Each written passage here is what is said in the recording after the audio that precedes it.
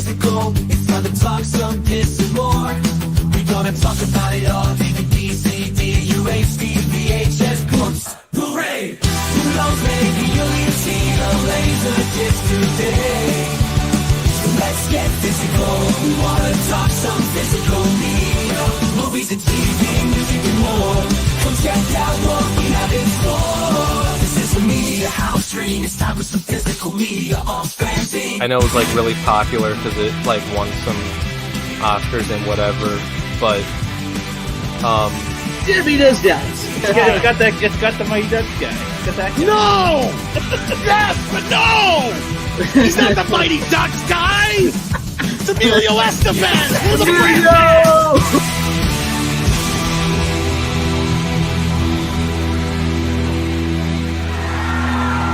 You can never have enough physical media.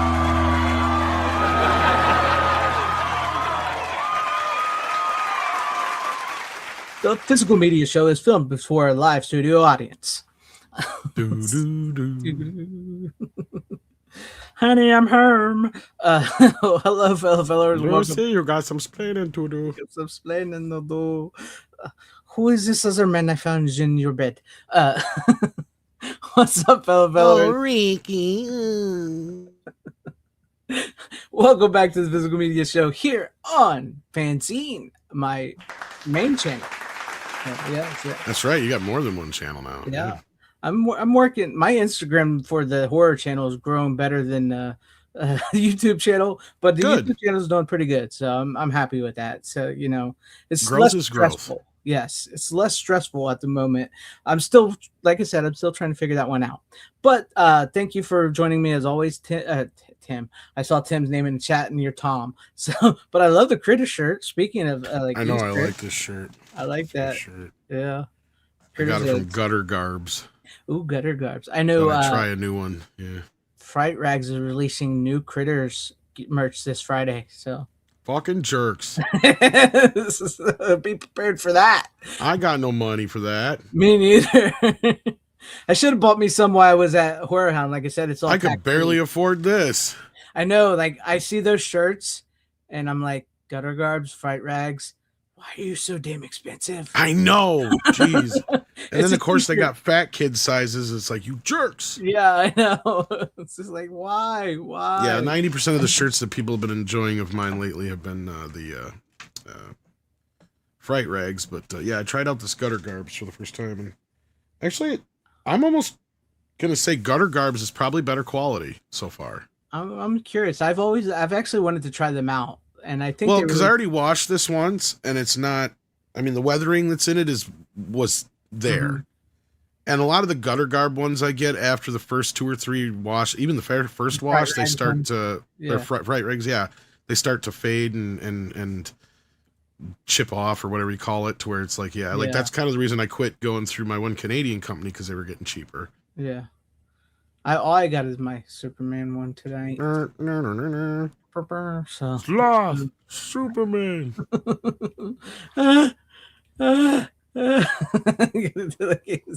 But yeah, I've been meaning to try Gutter Garbs. I know I got a couple from Fright Rags. My Joe Bob Briggs one kind of is like, it's ill-fitting, but that sucks. Yeah, the other one, it fits better though. The other one I got from was a better quality T-shirt. So I was gonna say, it's been kind of hit and miss with Fright Rags. For the most part, though, they're pretty good quality. But yeah, I know. We are fucking nerds. We are. I'm proud. And if we had nerd girlfriends, we would literally be fucking nerds. But right. Well, looking nerd ladies out there.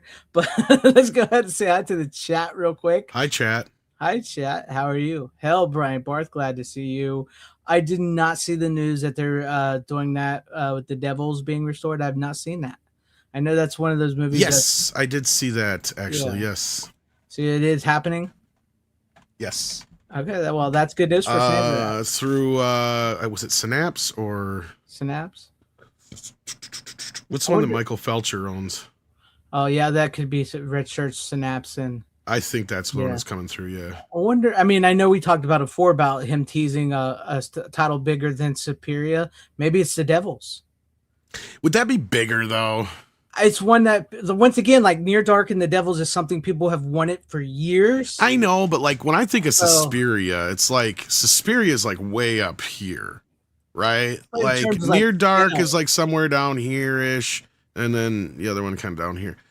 When I think of something bigger than Suspiria, I'm sitting here going, it's got to be like something Romero, Stephen King. See, that's what I'm saying. It's like you wouldn't give me any hints. And Synapses, they do they're not like mainstream movies. So, because I mean, Suspiria, I mean, that's high up there, man. I mean, that's one of the more like people. That's kind of like elevated horror before elevated horror. It is.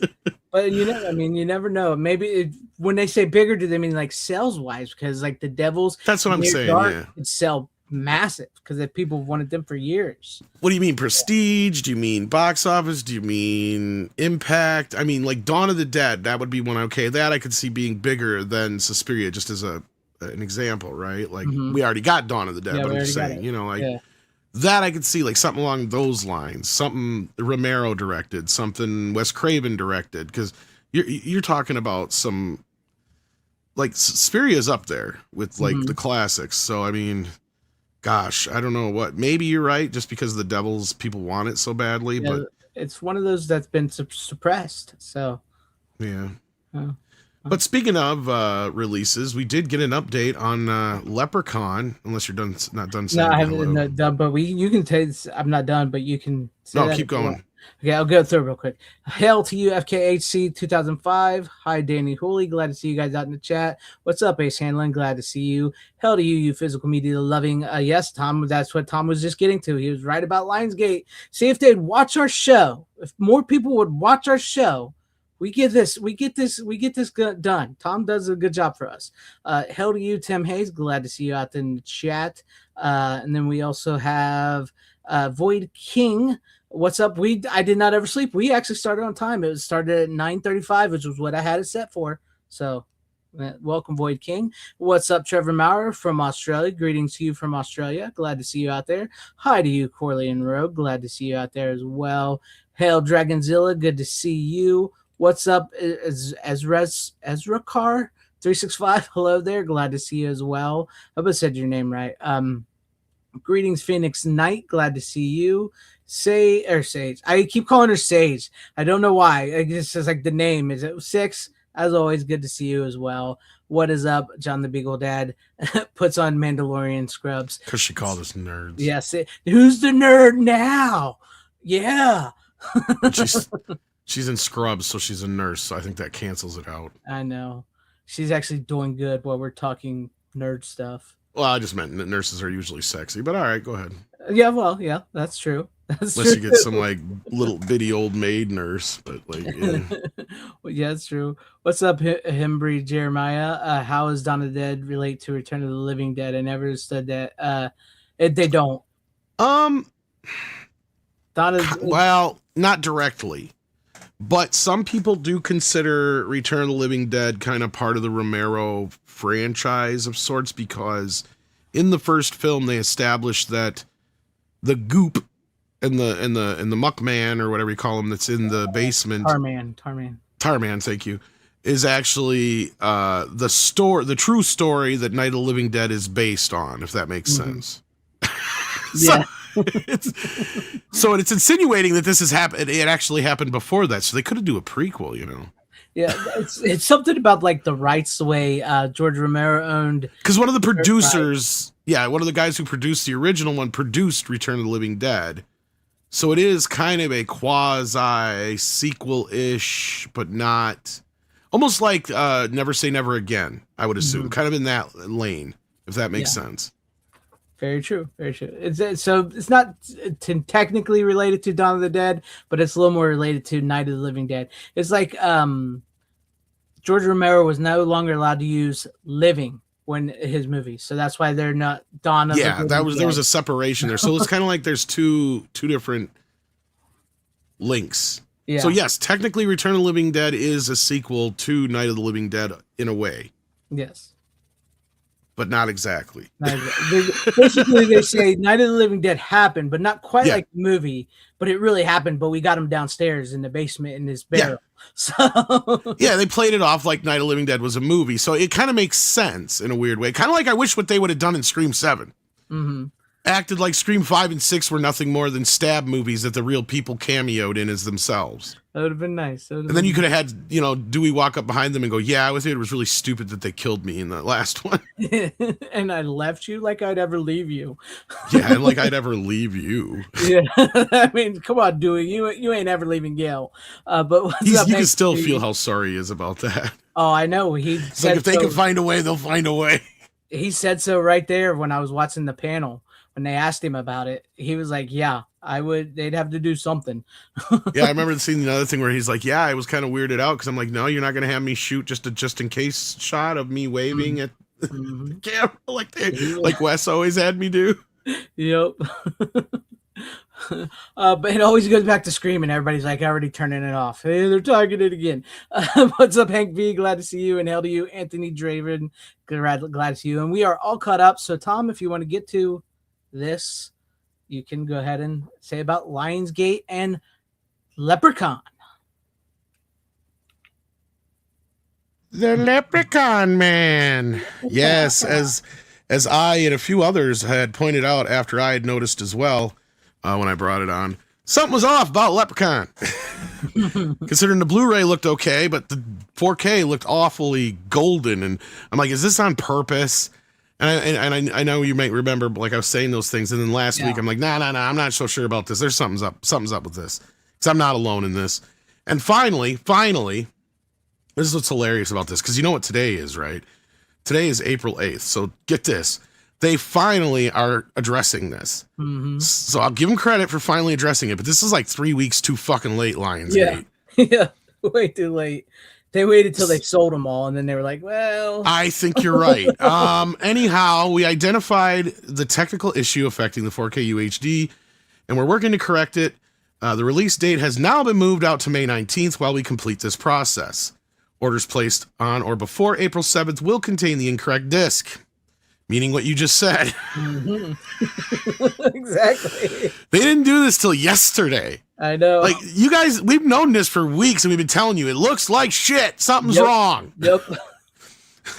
See, this is why we tell you to watch our show, because we will give you with these 4Ks, if you want to buy them, we'll give you our honest review. I try to. I mean, I can't really afford it like I used to. In fact, that'll come up later, but yeah. Yeah. But anyway, replacement discs are currently in production and expected to be completed within 6 weeks. To me, it's like, okay, they're currently in production. So what the fuck? You just any orders placed on before April 7th? You did this in the last 24 hours, Lionsgate. Don't sit here and pretend like you've been on top of this for a while. They finally got to them, and they're like, yeah, bullshit. Because if you'd have known this, you'd have yanked all those orders to begin with and been like, hold up, put out a fucking thing, and yeah. I'll give it to you that you maybe let it slip past, because I said they had to have pushed this disc out really fucking quick, because we didn't hear shit about it, and then all of a sudden it's fucking coming, and not only is it coming, it's coming next month, right? Like, it's like, boom. It's like, okay, well, that was out of nowhere. But yeah, so anyway, they're working on the replacements. No action is required on our part, if, obviously, because if you ordered it from where you were supposed to order it, Lionsgate Limited. But if you did happen to order it from any other place, you might want to take note of that. Yeah. So they will send out a replacement disc. My assumption is they'll just send out a disc. Yeah, in an envelope. And the steelbooks will have the new disc in it when they finally do. Yeah. But I mean, hey, if you guys want to send us, I mean, send us these movies and we'll review. We honestly will review them. I still buy them a lot of times because I know the review copies come on blank, like white discs. Right? So I mean, I want the actual physical copy in my hand, to look at. Exactly. I mean, we'll review them. We'll still buy them. I'd have caught the one in Child's Play 3 that they'll never fix, but that's because Shit Factory wasn't going to fix nothing. No. And now they're like, you can tell there's new people running them, because like they went through all the movies that they exclusively put on their site. I noticed. And they're like, why are we doing this? Just sell them. So they're selling them. Because they're a bunch of elite little assholes. Mm-hmm. Fuckers. Anyway, did you also see, speaking of, we might as well jump into the releases this week. Because we're getting unlawful entry in 4K after I went through all sorts of shit to get that, because that was the last title they canceled on me. The bastards.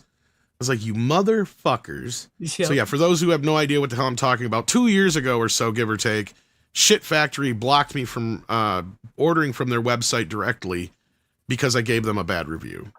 So none of those people work there. So yeah, so I had to basically shuck and jive and go around and use Diabolic DVD and other means to get their exclusive, in quotation, discs, which didn't seem to be that many after they started their stupid club, which was a flop anyway. yeah. So it's like, let's start a club when you got the worst customer fucking service on the planet. And it's funny too, because like seriously, you can tell with the brand with the new owners, they're like, screw this, just give it to them. And that's what. Well, there's still some issues, but we'll get into I'm not that. I'm not saying they're perfect, but they're clearly trying to do something. So, Well, they're owned by a company now that's just like, what the fuck are you doing? Just put the shit out there. Like, exactly. like, Exactly. quit fucking around. Just put the shit out.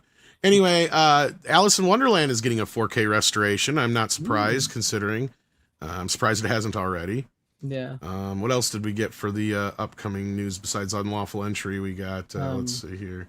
We got to look at the Rambo collection, which, of course, you got exclusive news from us and Robert Meyer Burnett about shit over a year ago. The Rambo stuff. Yep. And both director's cuts will be on the last 2 Rambo movies. We finally got a date, I believe, for Harry and the Hendersons, which is May 26th. Let's see here. What else was there? Mars Attacks is coming. Don't know. Do we have a date on that yet? I don't think so. Let me check.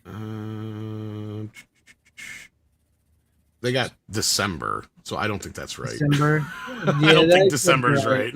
I don't think so. I think it's just a placeholder for now.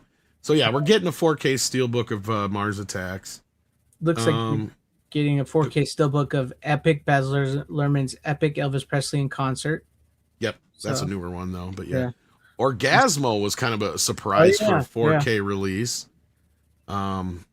Kino too. So Kino, no. Oh, I'm not surprised it's Kino, but I'm surprised it's Orgasmo of all movies is getting a 4K release. Kino has everything, man. Yeah, especially I thought that'd be something more along the lines that Vinegar Syndrome would get their hands on, especially after they did Cannibal. Yeah, yeah. And Shout Factory, speaking of Shit Factory, there's a few more Shout Select releases. Did we get these last week? They quietly announced Bowfinger and Money Pit along with their other bigger releases. I don't think we did those. I don't think we grabbed those, yeah. Oh, yeah. So those were 2 other ones that they announced for their June releases. June 9th and 30th respectively, and yeah. Hopefully there's some special features on those, because we'll get into that in just a little bit. Hopefully. And what else did I miss? Because I think there was a few more things. I know I've seen a lot of the Warner Archive, so I can tell those if you want while you're looking. Is this Office Blu-ray? Is this brand new version? I think it is. Because it's no longer on Amazon either. Yeah, it's a super fan extended episode. Yes. So it's got the extended episodes and unaired footage. So it is a brand new Office Blu-ray set for the TV show Office. Yeah. So there's that. Let's see here. But let me get through these, because there was a slew of like Warner Archives while you're looking. I'll tell them. Children of the Wicker Man also was another one. Oh, the Children of the Wicker Man. Yep. Nice. The Late Show with Art Carney and Lily Tomlin, coming from Warner Archive. Does it have a date? Doesn't say have a date, but it's up to pre-order. May 26th. May 26th. Joan Crawford in Possessed with Clark Gable. Marion Davis in It's a Wise Child. Monogram Matinee Volume 3, Under the Arizona Sky, and Johnny Mac Brown. It's a couple Westerns. The 5-Man Army. That's what it looks like, a Western. Almost, look, it says The Animal, the Lutz, the Samurai, the Gambler, the Dutchman. It's like the 5-Man Army. It's like, what do you call it? 7 Samurai. That's what it looks like. Never heard of that one. Follow Me Quietly, and 7 Faces of Dr. Lau, and Looney Tunes cartoons collection from Max. Did we get the Faces of Death 4K? Yeah, last week. Yeah, motherfuckers, after I imported the fucking... Yeah. Or I don't know if it was an import. It's a fucking expensive-ass Steelbook Blu-ray, though. I'm like, oh, this is never getting anything more than this. Boy, was I wrong. And what's I with did- this remake? Wool? What is this thing? Yeah, the new movie. I don't know. Yeah, what is it? I don't know. It's like Faces of Death, but with like viral sensation, like a guy's killing him online or something. I don't know. I haven't really looked at it. So it's an actual plot. Like it's not. Yeah, it's like like a guy taking these social media girls and he's like, killing them. So it's not really Faces of Death. But it's like somehow I think they like find the faces of death online. You know what I mean? From the original movies. But it's like a movie, not a fucking. Yeah, it's like a movie. Yeah, with not a plot fake documentary. And, yeah. I know IGN gave it an 8, so that doesn't bode well for the movie. So. Well, IGN gives everything a 7 or 8. I know, and most of the time they suck. So. I don't know. We'll see. It's a meta sequel. Cortland Rook says, "Yeah, that's what it feels like." So Something. and then, Nobody can explain it to me. It's weird. I don't know if that bodes well for the movie either. If you can't explain it, it's just I don't know, man. I don't know. But I think that's it for the releases. I know. Yeah, I last didn't see week we had anything else. tons, so yeah. But all right, you wanna go first? I Since suppose you I got can do one that. more. Hey, tonight, guys, I got 5. So be prepared. Well, I got Scary Movie 4 and I finally watched it. It was a movie. Was it fun? E? It has a few bits in it that are pretty funny. But it's like making more fun of like War of the Worlds. Mm-hmm.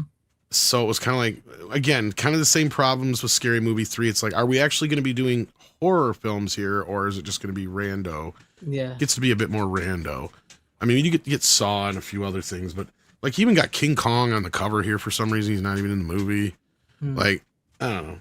It's probably the least so far of the bunch, but I'm betting 5 is worse. Oh, I bet 5 is pretty bad. A lot worse, I bet. I mean, it wasn't horrible. I mean, again, like to me, they go in the order so far that they've come out. Yeah. Maybe I like 3 just a little bit more than 2, but barely. But I can't really say that too much because a lot of the problem with 3 is the same problem with this movie, and that is they tie in too many other movies that aren't really horror related per se. Mm-hmm. But I mean, they got like the Ring Kid or whatever he is there. That bit's pretty funny. Is this with one some of with Charlie Sheen and he dies right away in the beginning because of his boner. Okay, this isn't the one that Signs. Yes. Well, no, Signs was the last one. Okay, see, I get them like they can. That's what I'm saying. 'Cause together. he dies in like the first few minutes of the movie, and then this total other guy comes in and takes over, and it's like, yeah. But like, yeah, there's just a lot of bits and pieces here and there that are just kind of like, Yeah. okay, sure. At least it's under 90 minutes. I don't quite remember it, so. Yeah, the best joke in it is probably the Detroit joke. What's the Detroit joke? And the Detroit joke's like the one chick, she's like, I work for a news organization now, and this is Detroit, and it's like all falling apart and shit and explosions and everything. And then she's like, and this is after the attack. It's just as bad, only got aliens now instead. And the Uncle Phil, Jesus, Dr. Drew bit and the Shaq bit was pretty good too. But yeah, where they cut the foot off. Okay. Yeah, and then what's funny about this is that the Saw people actually bought this set. I don't know if you knew about that or not, for like Saw 3 or whatever it was. Yeah. I didn't know that. The Saw people liked their set so much that they bought the set from them. Nice. And they reused it. Yeah, the bathroom set. Yeah. That's cool. It's 2 totally different companies too. So it's not like it was, it'd be like, okay, yeah, it's just Miramax paying themselves. Like if, whatever, like if they were using the same house for Scary Movie that they did for Scream, or something like that. No, in this case, Lionsgate came and bought the set because they liked it so much. They're like, we want that for Scream or for Saw 3 or whatever. Yeah. You guys did an amazing job. That's why That's what they said. We don't even have to fix it up. We're just going to use it. Well, it's basically just like a bathroom without doors is what it is. It's like, nice. That's the best thing to come out part 4. So. Well, yeah, that whole bit was like kind of funny, because it's like a Saw bit and it's supposed to like chop off their leg or whatever, and then Dr. Phil chops off the wrong leg. And Nice. Shaq's just got to make a free throw to get him free, and he can't. That's like I said. right, That's probably the 'cause Shaq best bit in the whole movie. But yeah, Yeah, I remember that. That's right. They were making a big Yeah. deal about Shaq not doing free throws at that time. He couldn't Yeah. make them and everything. yeah, Yeah. and even Michael Jackson had a cameo again. Yeah. Is this There, the one Michael. where with Anthony Anderson and Kevin Hart, where it's like, "How you wake up dead"? Or is that part 3? They're in both of them, so that might be in part 3. This is the one where they actually do the fucking Brokeback Mountain shit with those two. Oh no, I don't remember that. Yeah. Yeah, they're both in it though, but yeah, no, they're not in this one as much as the third one, I don't think. That's the one But- thing I don't get with the new one is like they're bringing back Anthony Anderson, but they couldn't bring back Shannon Elizabeth, so, which is kind of weird. Money. Yeah, probably. The Wayans brothers got screwed out of it by the Weinsteins, as far as I remember, for part 3. Yeah, I don't know if it was just because they wanted too much money or what happened, but maybe the second film didn't do as well, and they're like, "Oh, we need to change." And they went for Zucker Abrams, and then Zucker Abrams did 3, 4, and 5. But from what I'm hearing and guessing, 5 is really bad, even though it's out of print.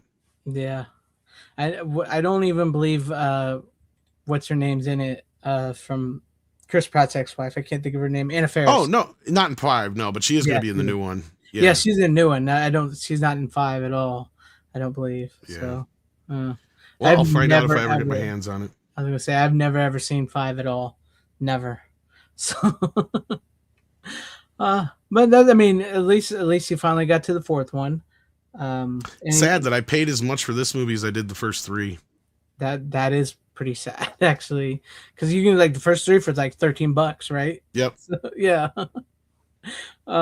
Oh yeah, this is Night Junkie wanted to know this, and I couldn't remember. I forgot to ask you. What was the book that you were reading about? It's just called Scorsese, I think. Let me check on my thing here. I'll have to look. I'll say it in the chat when you go ahead and do your next bit. I thought it was Scorsese, but I wasn't sure. I thought it was that one, but I'm not sure because that's another book that's coming out that I want to get if it's not. Because I think I think Scorsese on Scorsese hasn't come out yet because that's what pissed me off is I missed they got Boxcar Bertha at Vinegar Syndrome, and they had a very limited edition that came with an excerpt from Scorsese on Scorsese.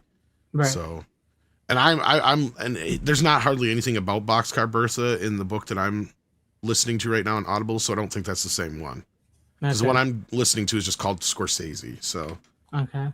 And it's more like taken from a bunch of interviews and stuff. So I have no idea if it's even authorized now that I'm listening to it. But it is by it's just called Martin Scorsese by Mary Pat Kelly and Leonard something or other. My son was exactly the same age as Tommy at the time. See? And was on the Nice. It's read by right. some lady. It's just some lady reading it real computer like. Yeah, she does sound rather AI like, but yeah, it's weird. But okay, any final words on Scary Movie 4? Nah, it's just honestly, it's not as bad as I expected it to be, but not nearly as good as it could be or should be. Okay. He found it on Audible. All right. Well, to go off your Scary Movie 4, I got a horror comedy here, a slasher comedy, and that is Club Dread, The Broken Lizard. Oh God, I forgot all about that movie. This movie, I haven't seen it in a long time. This is such a good movie. And it's not a parody or a spoof. It's like a straight up slasher with just with the characters are where the comedy comes from. Like it's like the tropes from a slasher movie, and it's funny and everything in that sense and all that. You get jokes like, I can see how tight you were from a mile away. What can I say? Some girls are just tighter than others. where you get jokes like, oh, dude, check out that. What's up? Dude, don't be gay, man. stuff like that. So. Sorry, that's only 2 clips I used it. Has this even gotten a Blu-ray yet? Nope. Disney owns it. It was a Fox movie, and Disney owns yes. it. And there's so much tits and ass in this movie, and cussing, and gay jokes, and death. I don't think Disney's ever going to put this on Blu-ray. The I'm gay jokes is what's going to kill it before Yeah, anything else. the gay jokes are definitely going to kill it because that's not the only gay joke in the movie. What they just did there, but no, this is you can tell these guys. I know if you guys know them from Super Troopers and all that, you can tell these guys were very respectful to the slasher horror genre. They pay so much homage, if you want to say, to Friday the 13th, The Burning, Halloween. There's even like some Scream references in this, and also what do you call it? With the chick where she has a wiener. Sleepaway Camp. Oh, Sleepaway Camp. Yeah, there's like a sort of like a reverse Sleepaway Camp story, sort of, in this movie. So basically, it's about this, and Bill Paxton is incredible. I want to get his CD of his songs for this movie because he plays like a what's that guy, Margaritaville, which he hates him, to Jimmy Buffett. He plays like a Jimmy Buffett type guy. His name's Coconut Pete, and he sings Pina Colada Bird or Cocktails and Ponytails and stuff. Like he has these great songs that they play throughout the movie, like these old hippie like songs like that he sings, and it's so good. And it's like he owns the island, based off his song called Pleasure Island, and everybody's coming there for the weekend or whatever, and his staff starts getting killed and by a guy using a machete, and they're trying to figure out who it is. So there's like, which character is the killer. They do that stuff, but it's like there's so much, like even the music is like the Friday 13th Halloween music. It sounds just like it at times. It's really well done. It's a really well done slasher movie. This is I haven't seen the theatrical version in years, so I don't really know what the difference, because this is unrated cut, and it's almost like 2 hours long to begin with, and there's like 22 minutes of deleted scenes. So you could like almost make this like a 3-hour movie if you wanted to. But yeah, like if you're looking for a fun like slasher movie with some really good comedy in it, this is in it. Lots of boobs. Lots of boobs in this movie. Good old fashioned comedy that you just can't get to today. And it's not meta, it's not parody, it's not a spoof.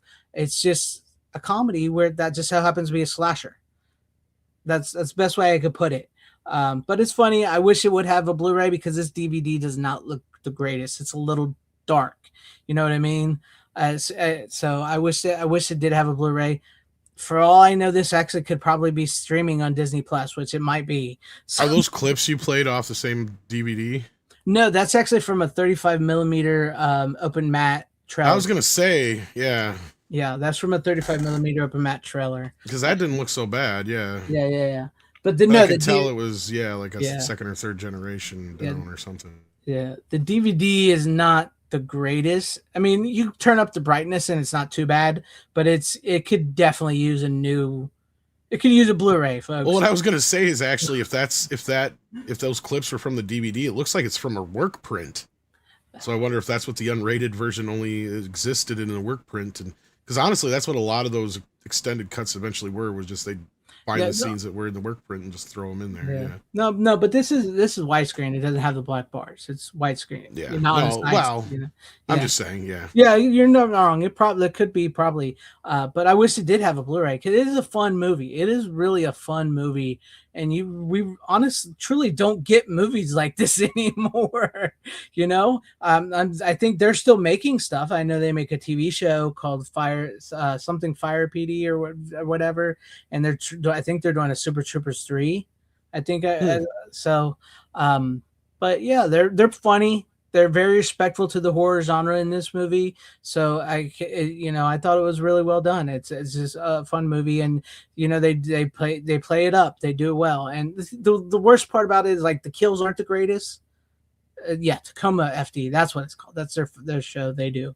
But like the kills aren't the greatest. They're not like the most creative. It's mostly just quick slash and people are dead.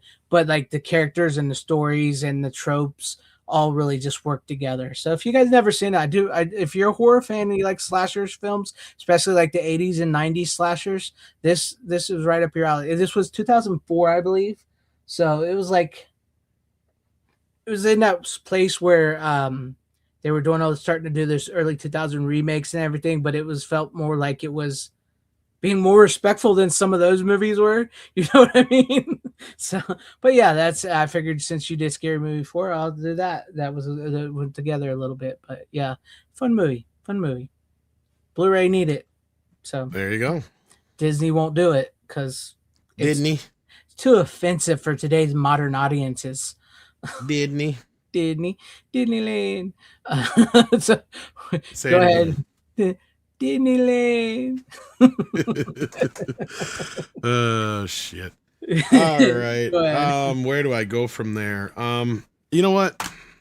I was kind of saving this one for last, but I'm gonna fucking do it now. Okay, Since go for it. yours is Club Dread, and does that take place on an island or is it just a tropical? An island, resort?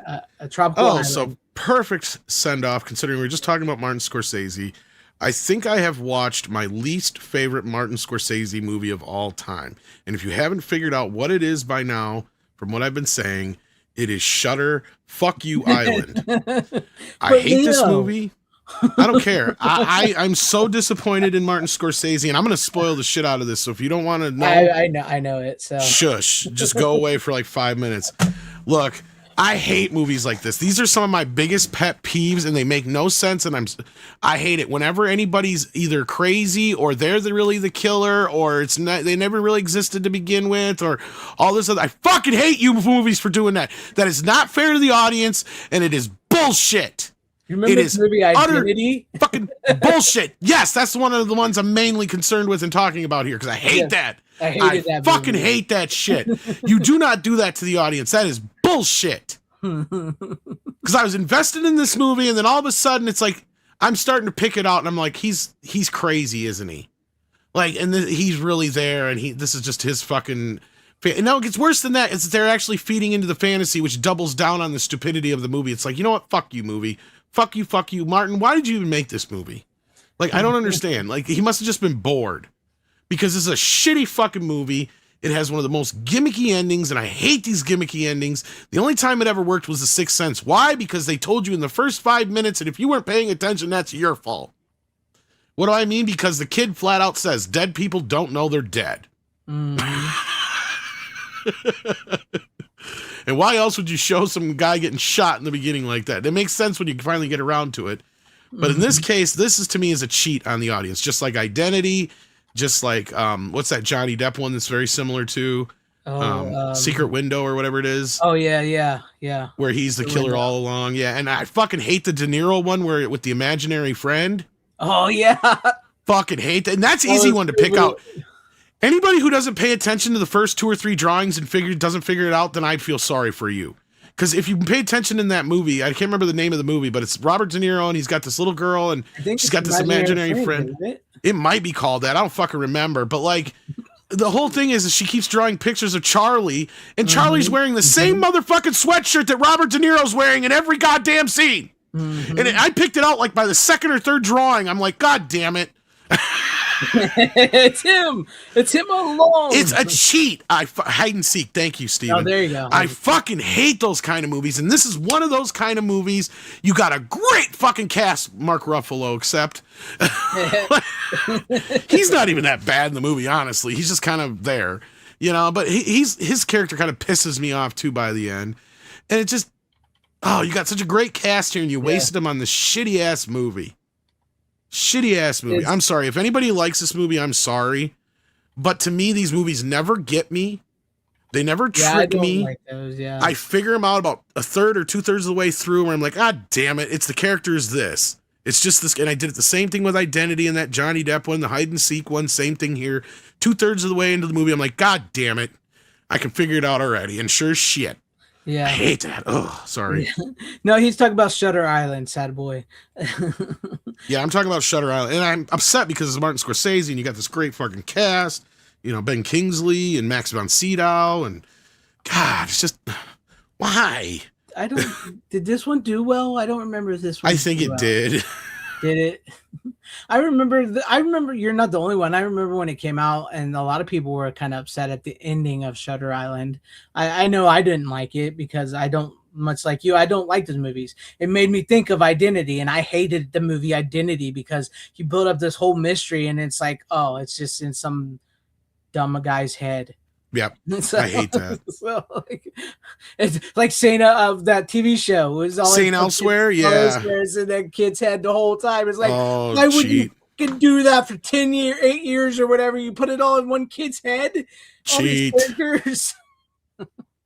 Cheat. It's cheap and it's shitty to do to the audience. Yeah. This movie's only 10 years old. Yeah. It's not even that old. It looks okay because it was shot partially on film, but it was finished in 2K.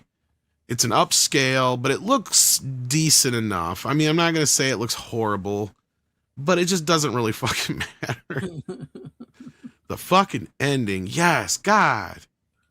And it's so, and I started figuring out, like I said, about basically when he runs into that chick in the cave that's the real whatever person, and it's like you start to figure out, it's like, oh, those were his kids, weren't they? And the chick is actually his wife, and he's the one. The only thing I didn't get right is I thought he killed them all. Right. Is what it was. That's the only thing I didn't get right. Because that one flashback, weird combined scene kind of threw me off. Mm-hmm. And, they kept bringing up how, these people that are guilty, because they kept saying that the girl that was disappeared was so guilty she wouldn't face. He was basically what they were explaining. It's like, yeah. I hate these are frustrating films, and I don't like it. I'm sad. I get you. Very sad because Scorsese's like my favorite, and if you hadn't figured it out, I had never seen this before. I had put it off, and because I had heard something about it, I remember now back in the day, kind of like that, where it was like, oh, it's gonna have one of those bad endings, isn't it? And because somebody was like going on about it, and I'm just like, oh shit. I don't want to see that. So I avoided it. I did. I never even bought it, never rented it, even when I worked at the video store, nothing. I remember my brother had it and we watched it and I was just like, that was a dumb movie. So I didn't like it. That's what I remember. But that's like the most I remember. It's like, no, I didn't like it. It was dumb. Yeah, but it's basically a suspense film set on an island. So I figured that bounced off of your Club Dread pretty good. Yeah, it was like a mental island or like, well, at least you. Yeah, it was like the most secure mental facility in the world or whatever. Yeah. All right. Well, you want to say anything else about it, or you want me to? Like I said, it looks okay, sounds okay. It is an up convert. I think it only came out in a steelbook, so I don't even know if it's still available or not. So I'm sure it'll eventually come out in a regular form. Mm-hmm. But I just wish I could recommend it as a film because it's a very competently made film. Right, mm-hmm. Like the movie itself is fine, and Scorsese knows how to get you into a movie. No matter, he could tell you the same story over and over again and still get you engaged each time. But to me, this just feels like he's phoning one in for the studio, right? Because it doesn't. It's like it feels like because here's the thing: it has a score, which also makes it feel very un-Scorsese like. Mm-hmm. So like from the start, the whole movie, it has some of his hallmarks, but not many. To the point where I'm just like, yeah, he's kind of just did this one either for the paycheck or just for the prestige of the studio or what have you. Maybe because this does not feel like something that he's that into. Passion project for do this and then I'll do something else. That's what I was thinking. Maybe because like it doesn't feel like a Scorsese movie at all, really. Mm. It just feels like your standard kind of suspense thriller. Yeah, that's why I was kind of felt like it was like, oh, so this is like a Sixth Sense type movie. You know what I mean? It is, but it doesn't drive you to that point right away. But I picked up on it quite quickly because of just like I said, the weird flashbacks, and I knew right away something was up when you get a brand new partner on your boat on your way to this fucking facility. Like that don't compute. Like everything from the start just didn't make sense to me. To where I kind of put it all together pretty quickly. And I'm not the brightest crayon in the fucking box either. I'm not gonna sit here and pretend like I'm super smart because I didn't figure out the Sixth Sense. I should have saw it coming. Yeah. But a lot of times I do see these movies from a mile away. Identity was one of them. The Secret Window one with Johnny Depp was another one. Mm-hmm. Fight Club was one that pissed me off. Similar kind of situation, and that's why I haven't watched it since. And I know everybody loves the shit out of it, and I will revisit it when the 4K comes out. But I just had this thing, and that's why I hated it because I hate movies like that. To me, it feels like a big fucking cheat. And instead of giving us an actual ending, right? I agree. I agree with you on that because even I do like Fight Club, and but as far as like those movies, like Fight Club was like one of the only really ones I could actually, you kind of like, okay, I kind of get this one, you know what I mean? But I'm with you on this side. Like, I really don't like movies like that, and I don't like when they mess with people like that, and everything is inside somebody's head, or that it's like Identity or Shutter Island or something like that, or Hide and Seek. I don't like Sixth that Sense type was a of little stuff. more clever with it, right? Like they Yes. managed to, like if you like that's the thing with Sixth Sense. It's you can only really watch it twice. Like, you watch it the first time where you get your ass blown away. You're just like, what the fuck happened? And then you watch it again. You're like, God damn it! I should have seen it the whole fucking time. Yeah. It's like the Adam Sandler movie 51st Dates, where they're constantly watching Sixth Sense every day because she doesn't remember. So like they've seen it. See, that's a little 100 times. different though. But yeah. I totally understand where you're coming from. But like that's the kind of movie where it's a little different because that's dealing with the whole situation, and the other characters' time keeps going for them. But like, yeah. But no, Shutter Island. I just wish it was better because I love Scorsese, and this is probably my least of his films so far. So, yeah. Okay. Maybe even more than Aviator. I got to rewatch Aviator. I wasn't a big fan of that one either. I have not seen Aviator. I've never seen it. So It's long and boring, and they don't even really cover a lot of the stuff you want to see. It's mostly the early life, and it just kind of ends where he's starting to go crazy. So like, you don't really get into the real cool shit about Howard Hughes. Like, come on. We all want to see him pissing in jars and long fingernails and we want to see him when he's crazy. crazy. Yes. All right. Yeah. He made movies and shit. Cool. Now let's get to the crazy part. Yeah, let's get to it. I want to see him when he was at his worst because that's what we come for these for. Exactly. No, I got to rewatch that one again. It's been a while. Yeah. I think I got disappointed just because it wasn't what I was expecting it to be. I didn't expect it to be all about his early years kind of thing. Yeah. And it's like, well, Leonardo DiCaprio, and he keeps going and going and going. So, well, and that's the thing is, for a while, it took me the longest time, and I've said this before, I hated Leo as a kid. Fucking hated him. Like when he came on, not Family Ties, Growing Pains, I fucking hated that show. I was pissed that he was in Critters 3. Like, because he was just all of a sudden shoved in everything everywhere. And he was like, I hated the Basketball Diaries. I'd probably like it more now if I'd rewatch it. But like the only thing I could stand him in was Gilbert Grape. And it's like, even there, it's really pushing it. But for some reason over time, especially after Titanic, I just fucking couldn't stand him. But I don't know. It was kind of got to a point between certain films he was in. After a while, Departed was probably the movie where I'm finally like, all right, fine. You know, like fine. So it's kind of around the same era, actually. So like, I think I got out of this one by just saying I'm not a fan of DiCaprio at the time. I think as I used an excuse as an excuse. I'm just not a fan, so I'm not gonna.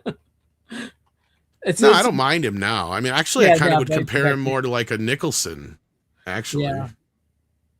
He started to look like him there for a while, Jack Nicholson. He really did. But no, I get what you're saying.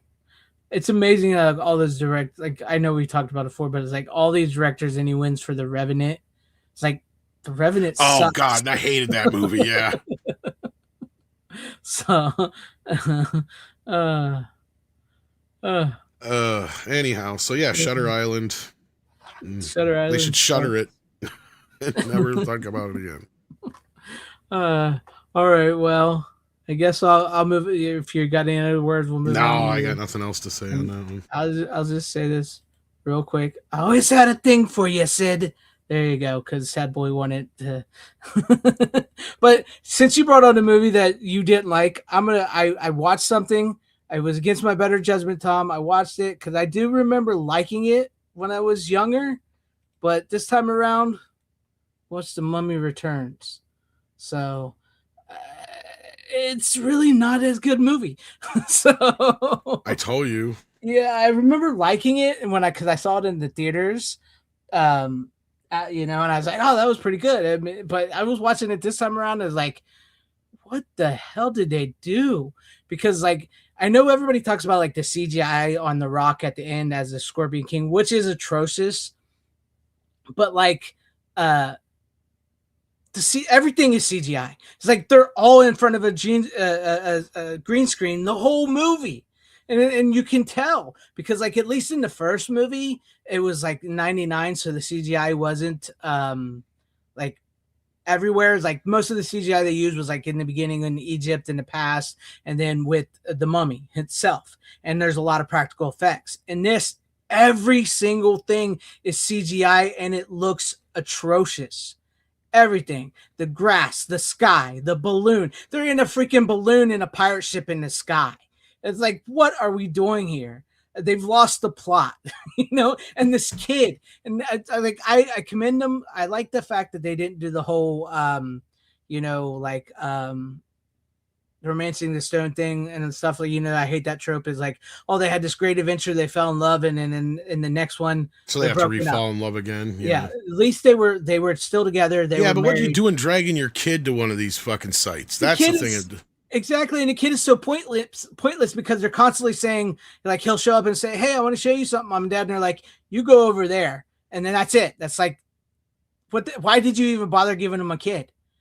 You know what I mean? That kid is one of the worst parts of the movie, as far as I'm concerned, and it's not the kid's fault. No, he's like pointless. His character is exactly, and as an adult, because I saw this just after I became a parent, at first. So like, I'm watching this movie going, what the fuck are you doing dragging your kid to these fucking places? You lived through the first movie. Right? And then they don't even watch him. They just like, you go over there and we're going to go over here and dig stuff and fight people and make out while you're over there doing. I haven't seen this movie in like 25 years, but that was my reaction to the whole movie. I'm just going, what are you fucking doing? Why is your kid with you? Why are you even messing with this shit? See, this is where they fucked up in the sequel. The sequel is usually where you have to go get the guy and go, you got to come help us because there's this other tomb or whatever, blah, blah, blah, blah, blah. And he's like, no, fuck you. I'm not doing it. And then he shows up at the last minute because he knows nobody else can do it, right? That's how you set these movies up. Not like this, right? To where you have an excuse to leave the wife and the kid behind, or at least the kid with Uncle Joe or whoever the fuck. Because at that point, we're fine that they're together and they got a kid. Great, super. I like your point, Greg. Yes, but at that point, it's where it's like, okay, we got to leave our kid home because there's no reason for us to drag a kid along on this. And the reason they probably put a kid in there is because they realized the first movie was probably popular amongst kids. Yes. Well, guess what? That is the biggest death nail you can put in your fucking franchise. Because the last thing a kid wants to see is another kid doing shit on screen, usually. Unless it's a kid's movie like Little Rascals or something like that that's set up that way. If they go to see an adult movie like this, like Indiana Jones, they want to see Indiana Jones do shit. Exactly. And the thing is with the kid is like the mummy kidnaps the kid because he gets the Scorpion King bracelet. And that's what like, this is the whole point is like, all they needed was the Scorpion King bracelet, not the kid, but like the Scorpion King bracelet gets on the kid and it works for him and it shows him where to go to locate the Scorpion King.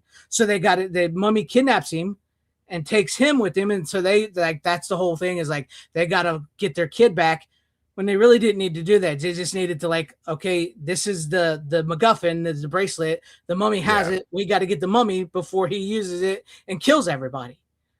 Right? That's what's the point? Yeah, it's basically a Transformers movie before the Transformers. And the CGIs are, and this is like, I really wish they wouldn't have killed the character of Benny. I know he needed his comeuppance in the first movie, but you had a golden opportunity here to make him the Danny DeVito. Once again, going back to the Romancing Stones, he could have been, he was Danny DeVito was the bad guy in the first one, and then he worked with them in the second movie. He became a good guy. You could have had the character of Benny do that because they bring in this guy who's clearly supposed to be a Benny-esque character who flies them on this pirate ship in the balloon. It's like that could have been Benny. That could have been that character. This could have been his redemption. You know what I mean? Instead, you get some weird black guy who's pointless, who does it just like shows up for a couple scenes and then that's that. And so it's just like it has some good moments in it. Don't get me wrong; it has some good moments. Brendan Fraser and Rachel Weisz are still great. The Arnold Vosloo as the mommy is really good, and you do get the whole thing. Like his whole point is he wants to bring back his girlfriend and knocks on the moon and get with her, and he comes to find out she doesn't really love him as much as he loves her. So all that stuff's really good. Why didn't they call it Bride of the Mummy? That would have been great. That would have been, and leave out the Scorpion King altogether. Just call it the Bride of the Mummy. That would have been. Oh, but then we wouldn't have got 5 straight-to-video fucking sequels. Right. That's pretty sad when the Scorpion King's got more sequels than the fucking Mummy does. I know there's gonna be there's so many sequels and so many like different actors playing him in that. Right? The Rock was only in like one, I think, Yeah. and that was it. Yeah, it's just the first one, which I've been thinking about watching that one. It's because I do remember liking that one as well, but I remember that one was I like that on the fact that it was just really, really cheesy. Well, I remember watching. I'm like, this doesn't even jive with what they said the Scorpion King No, was, and it's like because because he's like this bad guy. Yeah, like, and then all of a sudden he's this really cool good guy who's this hero who saves these people. I don't compute. Yeah. I mean, but it's a fun. Wow. I remember it being a fun, like cheesy, campy, actiony type movie. You know what I mean? It doesn't connect at all. But and The Rock is really bad at acting in that because that was like his first movie. But we do have some super stickers from We do. 6. We have one that's a rainbow for $1.49. Thank you, and a poop emoji from 6 for 99 cents. So we have that. Thank you, 6, for those. And for that. Let's see what can we get here. We can I don't know. I'll give you the buse. Talk about buttered sausage. Talk about buttered sausage, where it comes from, what it does, why is it doing what it's doing. Get it out of my face. What about buttered sausage? That's not your jam. It's not your thing. You don't like it?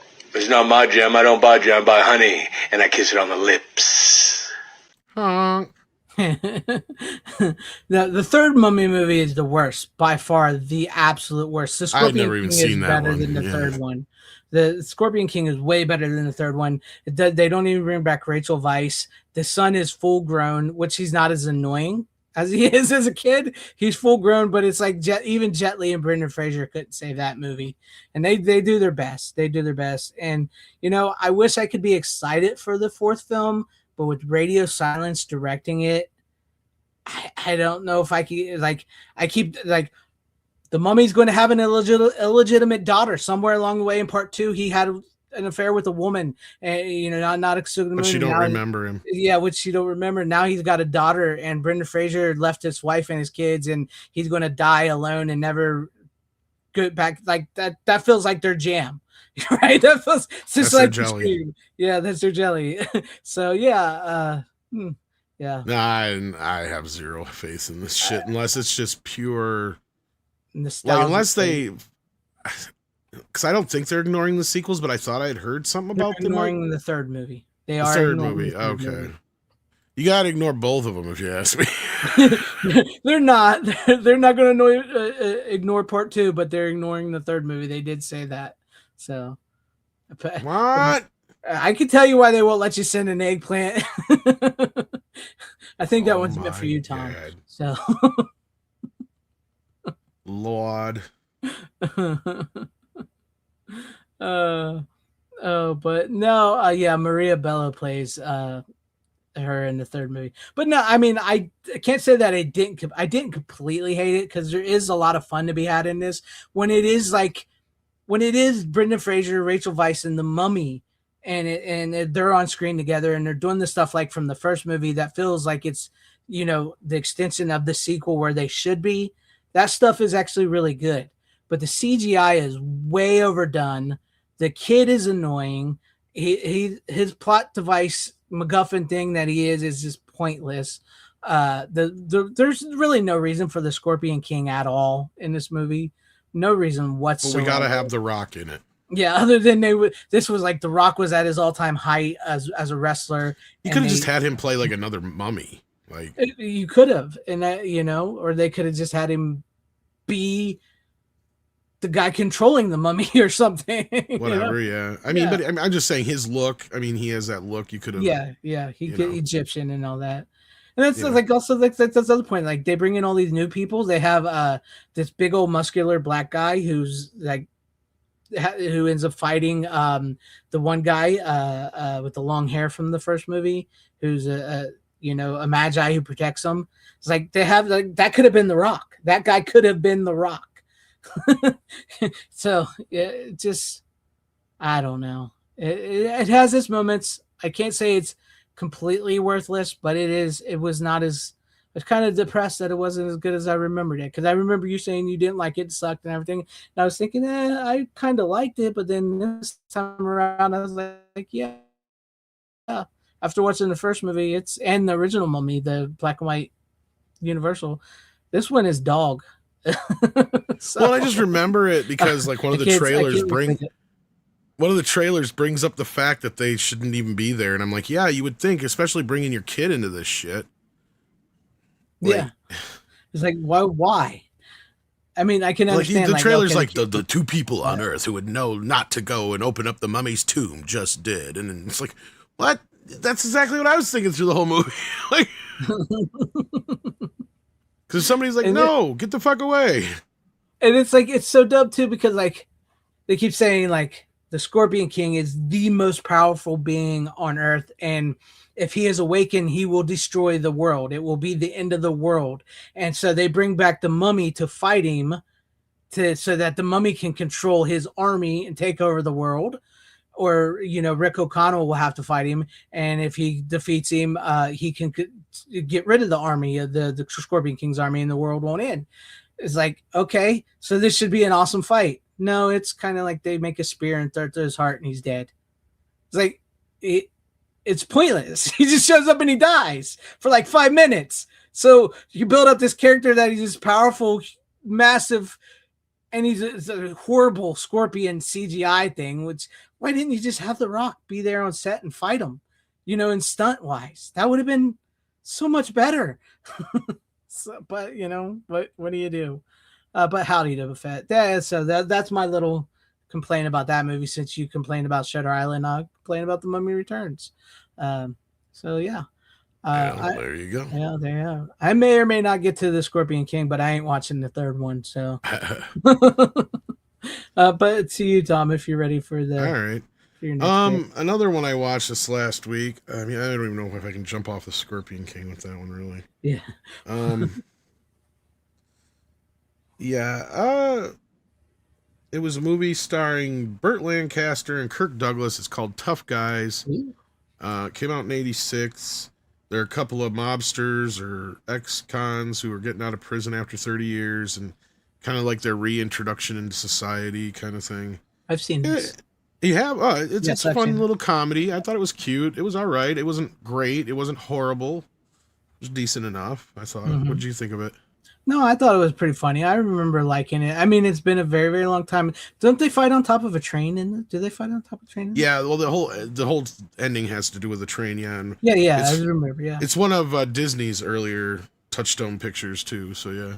I think I saw this not long after I saw that one with where they're the old aging mobsters in Florida with the guy from Jaws, which I can't think of his name. Richard Dreyfuss. Richard Dreyfuss and all them. You remember that movie? Yeah. I think I saw this movie after I saw that because I was like, oh, is there any other movies like that? So. Yep. And as Doba Fett pointed out, Dana Carvey's in it. Yep, Dana Carvey's in it. Yep. In a quite prolific role, actually. Yep. He plays the straight guy, believe it or not. Go figure. Yeah.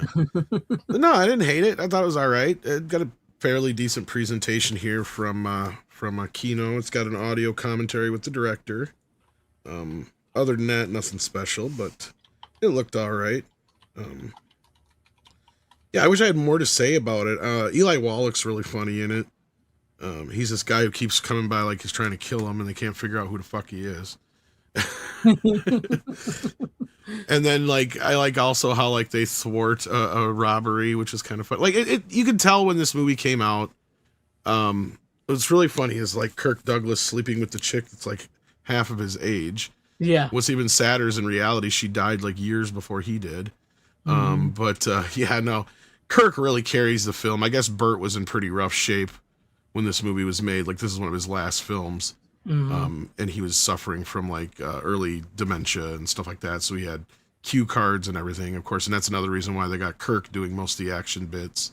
Yeah. And you can tell the characters are set up to where Bert's character is supposed to be like a good 10, 20 years older than Kirk's. But no, I thought it was kind of an interesting film. For some reason, I thought it was the mobster movie that came out years ago that he's in, but it's not. It's a different one. So I don't know why I got him flip-flopped.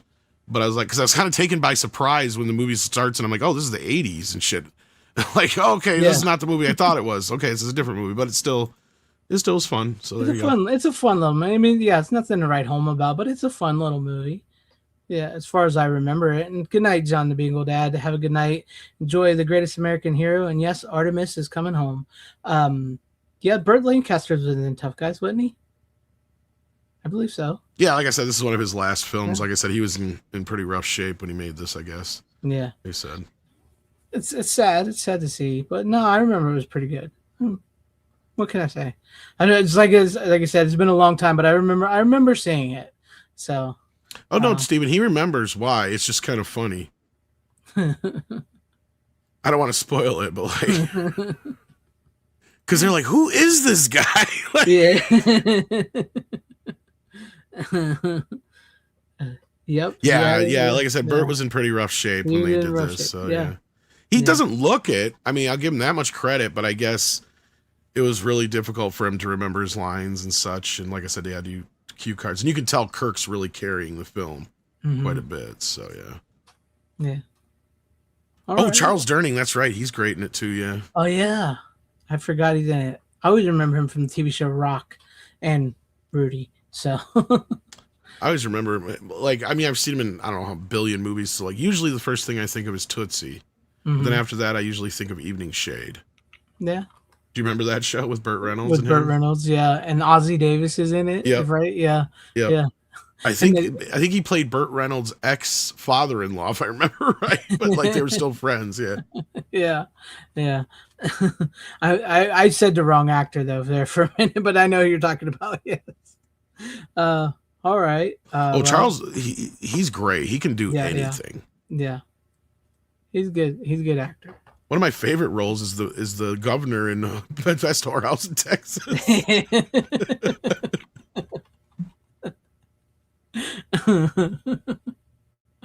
Oh yeah, he's good. Oh yeah, and he's in old Brother Where Art Thou. He's really great in that as well too. Oh yeah, the guy running for mayor. Now see here, he's really good in that. Yeah, I thought of the wrong actor first. This is why I mentioned Rudy. I thought of the wrong actor first, and then I remembered who he was. So, all right. Well, any final words on Tough Guys before we? No, I was kind of just off the cuff viewing. I thought it was the movie that was made before that he did before Godfather, which was what made Godfather have difficult time getting made, but it's not. It was a newer one, and I wasn't even aware of it. And I'm like, oh, okay, so now I get what I'm watching now. If that makes sense. So yeah. Yeah. All right. Well, speaking of tough guys and older tough guys, I thought I had the director's cut of this, but I guess I don't. But I watched the Expendables, which I know you brought on before, the 4Ks, and I remember you saying the 4Ks weren't very good, so I never upgraded mine. But I thought I had the director's cut. I know the extended director's cut. What's the difference in that? Do you know? Because I think you got them. My memory is, I don't think it's drastically different. I think there's some different music. A few different scenes are cut differently. Like there's some extensions. I don't think it's that much difference. I think it's only like 5 minutes total. I could have sworn I had it with the. I know it comes with the. It's like a white with all the things on it. Yeah. But on the Blu-ray, they only have the theatrical cut. So that was the last version I watched, and I watched that in between, I suppose. So yeah. I'm trying to remember what the difference is.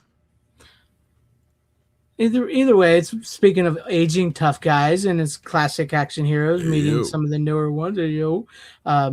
Jason Statham and Stallone play really well off each other in this movie. It's a shame, from what I hear about the fourth movie, how bad that turned out, what it became, because the first three aren't bad movies. I still think the first one's the best from my recollection, but I only watched the first one, so it's not a bad movie, and they go to this island.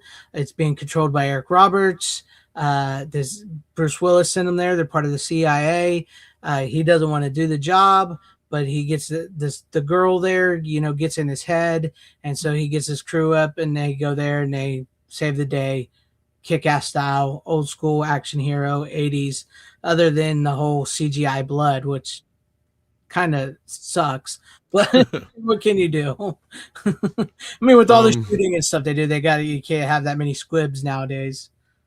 So my understanding here from reading this and my memory is like his alternate cut is a lot like what he did with Rambo in a way, like added more character scenes, took out some of the blood. Oh. But re-edited the entire film from top to bottom, but more or less really fleshed out Gunner's role, aka Dolph Lundgren. And I think the reason for that is because he comes back in the second film. Yeah. So they probably wanted to make his character, because if I remember right, like in the theatrical version, he's kind of left in like a limbo state to where, if I remember right, in the extended cut, you kind of have a little bit more of a redemption for him. So that could be the main difference, probably. Yeah, at the end he's with them at the end of the movie when they're all back at the Yeah, but I think there's like just a little bit more stuff between them to where you kind of get better of an idea of, Yeah. Because like by the second film, it's my memory is like it's kind of act like he's back to normal, like nothing happened. He's sober, he's clean, and he's not against them anymore. So he's with them. Yeah. I do believe they were supposed to make a females Expendables, and they never Expendables. did. Expendables. I think Sandra Bullock was supposed to be in it. And I think her and Sigourney Weaver. And and they never. Trying to remember who else, but it never came to fruition, and it was probably a good thing it didn't. Yeah, it's the wrong time for it. Yeah, and I think they was even going to do a TV show which was similar to like the Expendables type thing, but I don't think that was with the Stallone in them. So I think that was like something different. What's up, I heard you got bit by a king cobra. Yeah, and after and then after 7 agonizing days, the cobra died. Yep. I don't think from what I remember, like I don't know, I haven't seen it, but what I remember is like it was just supposed to be a Lloyd Christmas movie, right? Well, we talked about this when I brought it on because I haven't seen it, but I was like, "What the utter fuck is wrong with this movie?" Because how do you make a bad Jason Statham movie is beyond me. But what they did is they killed Barney in the first like fucking 10 minutes, and then they actually didn't kill him. He's still alive, but he doesn't come back till the end. And it ends up becoming mostly about Jason Statham's character. But yeah, I guess it was a repurposed spin-off script that, because I guess Stallone was having some issues with either the producers or the studio. And so he didn't want to do a fourth film, but then he accepted doing it, but just a small part. But then he changed his mind and they had him come back at the end. And I guess it was all piled onto this A Christmas Story is what it was called. Seriously. Yep. And it was supposed to be Statham's character spun off. And you can kind of see the movie in there. It's there because it's like I said, like you see Stallone's character and all that shit in the beginning and then he's gone. And then the rest of the movies Statham until near the end. And it's like they get more Expendables back together again. And like, yeah, it's kind of, it doesn't feel like an Expendables movie. It's kind of weird. It feels almost like straight to video crap. It just, there's something off about it, and you can tell it was compromised throughout production. Yeah.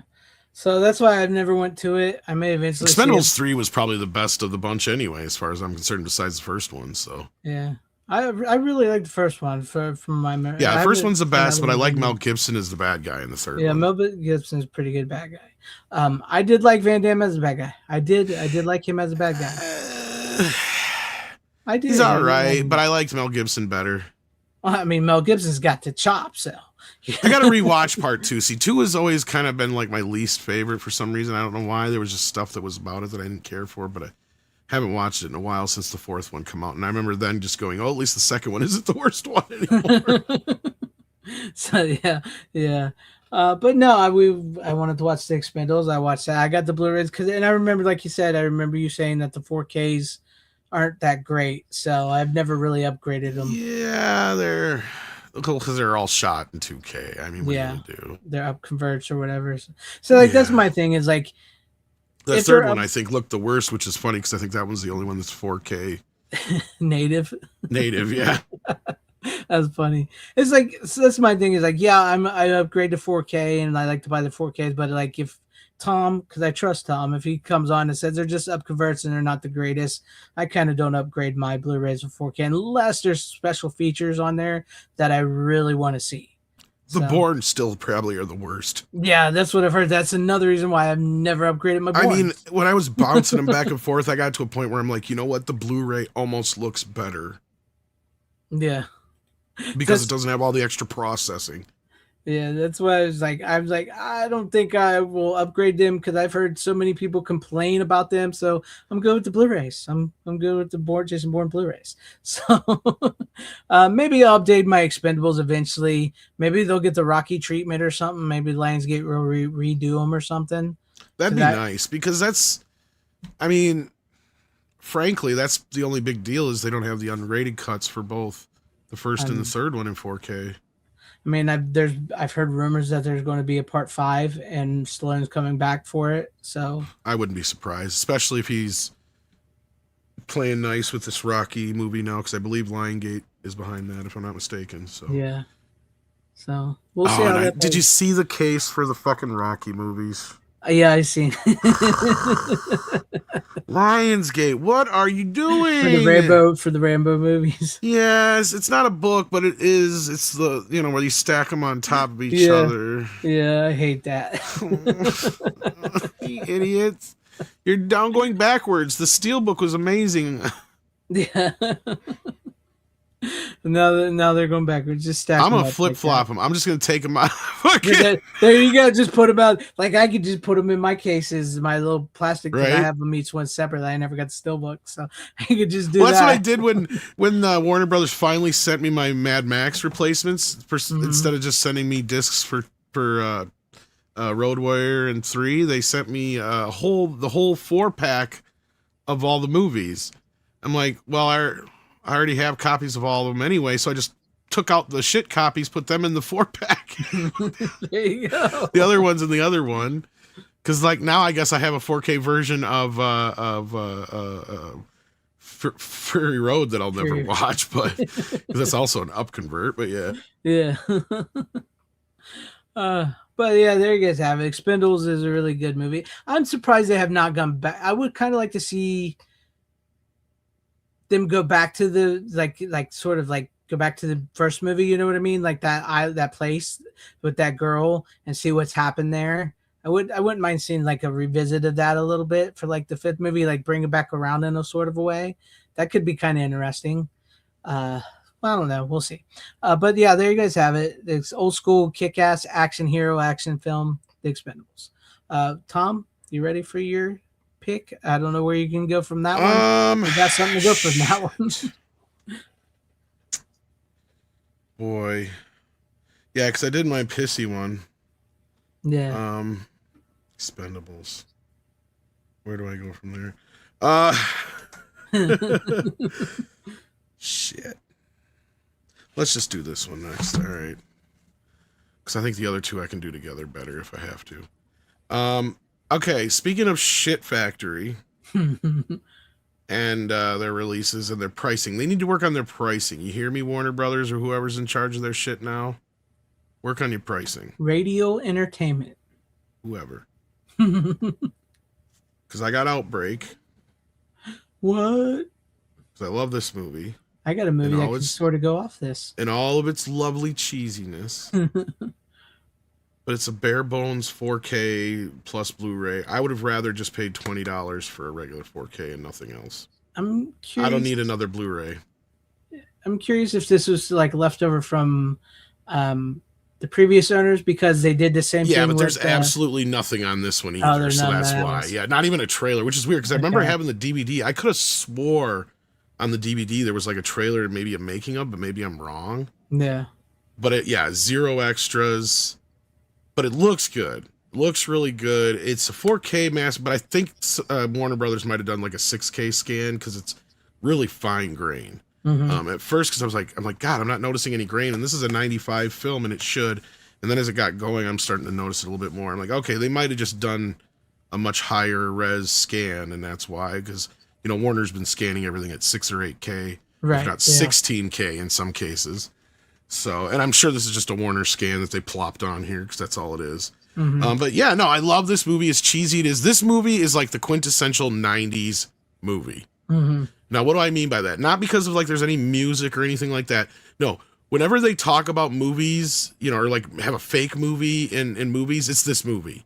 Right? Like, you know what I mean? Like, yes, I know exactly what you mean. Everything is over amplified to the nth degree, you know, and it's got every one of those like B-level hallmarks of the melodrama of everything that's in every great 90s movie. Right? The cheese is all there. It's like, we know it's a bad movie. Or at least it's not like, fuck, it's not Citizen Kane. It's fucking Outbreak. It's about a monkey giving people the Mutaba virus. Okay? Like, and you got Dustin Hoffman and Rene Russo and Morgan Freeman and Kiefer Sutherland and Cuba Gooding Jr. and Kevin Spacey. And, you know, do I need to go on? Yeah. Like, I mean, this movie just screams the 90s. The whole thing. Everything about it. And I just loved every second of it. Like Congo. Like, just... And you know, it's so overhyped and over amplified. You just, it is, you know, whenever they make fun of movies in movies, they're making fun of movies like this. And it's just so brilliant. So what is this movie about? Well, Dustin Hoffman and Rene Russo play generals in the CDC. And it was funny is how good this movie makes the CDC look. And we've seen them in action through COVID and how well that didn't work out. Right? Mm-hmm. They're clusterfucked and they're full of shit. We wish they were this fucking heroic as they are in this movie, right? Like, oh, shit. So what's the plot? The plot is this guy tries bringing in a monkey from Africa. And the monkey's got the Motaba virus, and it starts giving this other monkeys, all the other monkeys virus. So any other monkeys that were there that are giving it to everybody else, and it finally goes airborne, which is really bad. And then that's when Dustin Hoffman gets involved. And of course, he finds out that they've actually known about the Motaba virus this whole fucking time. And it's just conspiracy. It's everything that's so great and cheesy about a 90s movie. It's in this. Nice. The over-exaggerated shots, the boisterous music, everything about the 90s, the exaggerated editing, everything about it. You get a fucking helicopter chasing this bitch. Like, I mean, well, Kevin has did almost a whole episode of Clerks the series that was a Outbreak. No, this is one of those movies that I remember doing very well when it came out, but it is just one of those movies, right? We all went to see it. We just did. Yeah. If we waited on TV to rewatch it and rent it and everything as well too. Yeah, it's just one of those movies. I don't know if you want to call it comfort food or what. Yeah. You know, I'm sure other movies fall in the same. It's in that Armageddon category, right? It's movies we know we shouldn't like, but we do anyway. Congo's probably in there at the lower end. You know what I mean? Like it's just those so cheesy ass movies that are so unrealistic, but we just love them. Yeah. I don't know why. I know what you're talking. I remember, like, even the critic made fun of Outbreak. I remember that as well too. Oh yeah. Oh, I think Roger Ebert, I think, was one of the few critics who may have actually been positive on it, if I remember right. But like, because he knew what it was. I think I may be wrong, but yeah, I could have swore on one of these it had Roger Ebert quote on it. Oh, here it is. Oh yeah, one of the great scare stories of our time. I was hooked. Roger Ebert. There you go. Roger knew what it was. He's not stupid. Yeah, and this one probably ain't got no special features on it, like Dustin Hoffman and Rene Russo, Kiefer Sutherland. They don't want to talk about this movie. I could have swore there was like an EPK, HBO thing or something. Yeah, like you would that, think they put something like I at least have that on there for somebody. Yeah, for us, I remember seeing it in the theater. I don't remember why.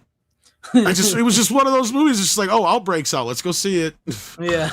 Like, well, we did that back in the day. It's like, oh, what's out there? You want to go see it? Let's go see it. Oh, who's in that? Oh, Dustin Hoffman. All right. Let's go watch it. Morgan Freeman. All right. That's cool. Let's go see that. That sounds like a good time. This was at that point when Kiefer Sutherland was, or not Kiefer Sutherland, Jesus. Did I say Kiefer earlier? I meant Donald Sutherland. Donald Sutherland is in like every other fucking movie too. And he's always the government or the military guy. And he's always happy. Yeah. Where he's like in Buffy, he's the guy that teaches her. Well, that's the one rarity of his. But otherwise, in this era, in every other movie, he's like in every other movie, and he's always playing like this bad, either senator, military guy, what have you. He's the conspiracy guy. he does it to perfection here. Yes, exactly. Overblown. That's the word for it. Overblown. Everything is so overblown and in your face in this movie. Yeah. And I was just giddy the whole time watching it because I'm like, oh God, I remember how cheesy this fucking movie is. Would you say it's on par with Armageddon? Well, that's what I said. It's in that same category. It definitely has the hallmarks of the disaster film, right? But it also has this. It mixes it with this thing we had in the 90s, like that Independence Day kind of thing going for it too, which again, Independence Day is another movie, and Armageddon, all three of them play with this classic 1970s and 80s disaster film formula. And it works every time, no matter what you do it. Even Concorde works, as stupid as it fucking is. True. There's no way that bitch is flying that fucking plane, but why is she? There's got to be somebody on there that's more qualified than her. You know what I mean? Like, but we watch them and we enjoy them because they're cheesy, or even whether it's the one where the boat flips over, Poseidon Adventure, or Poseidon Adventure, or Towering Inferno, or any of these movies. They all have that. That's probably why the 76 Kong works, is because they kind of leaned into that. It has a lot of that disaster film kind of formula in it. And that's what works for Outbreak. It's what works for any of these movies. You put people in a position where you got them, like, this could be a life-threatening or world life-threatening, whatever it is, disastrous event. You get a bunch of famous people together because you know who they are and it's easy to keep track of them.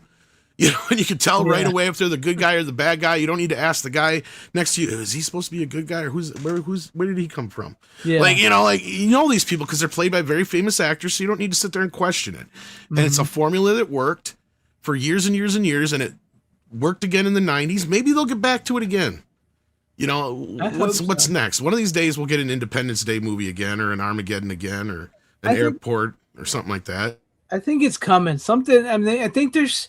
I know, like, the people like to complain and everything because, like, I've been seeing, like, the thing with the Gen Z where it says Gen Z goes to the movie, or we're going to the theaters now. They're buying DVDs, they're buying CDs, they're buying vinyls. They're doing the stuff we used to do. And like you were talking about, how we talk about, like, that whole, like, happy ending type movie stuff's coming around again.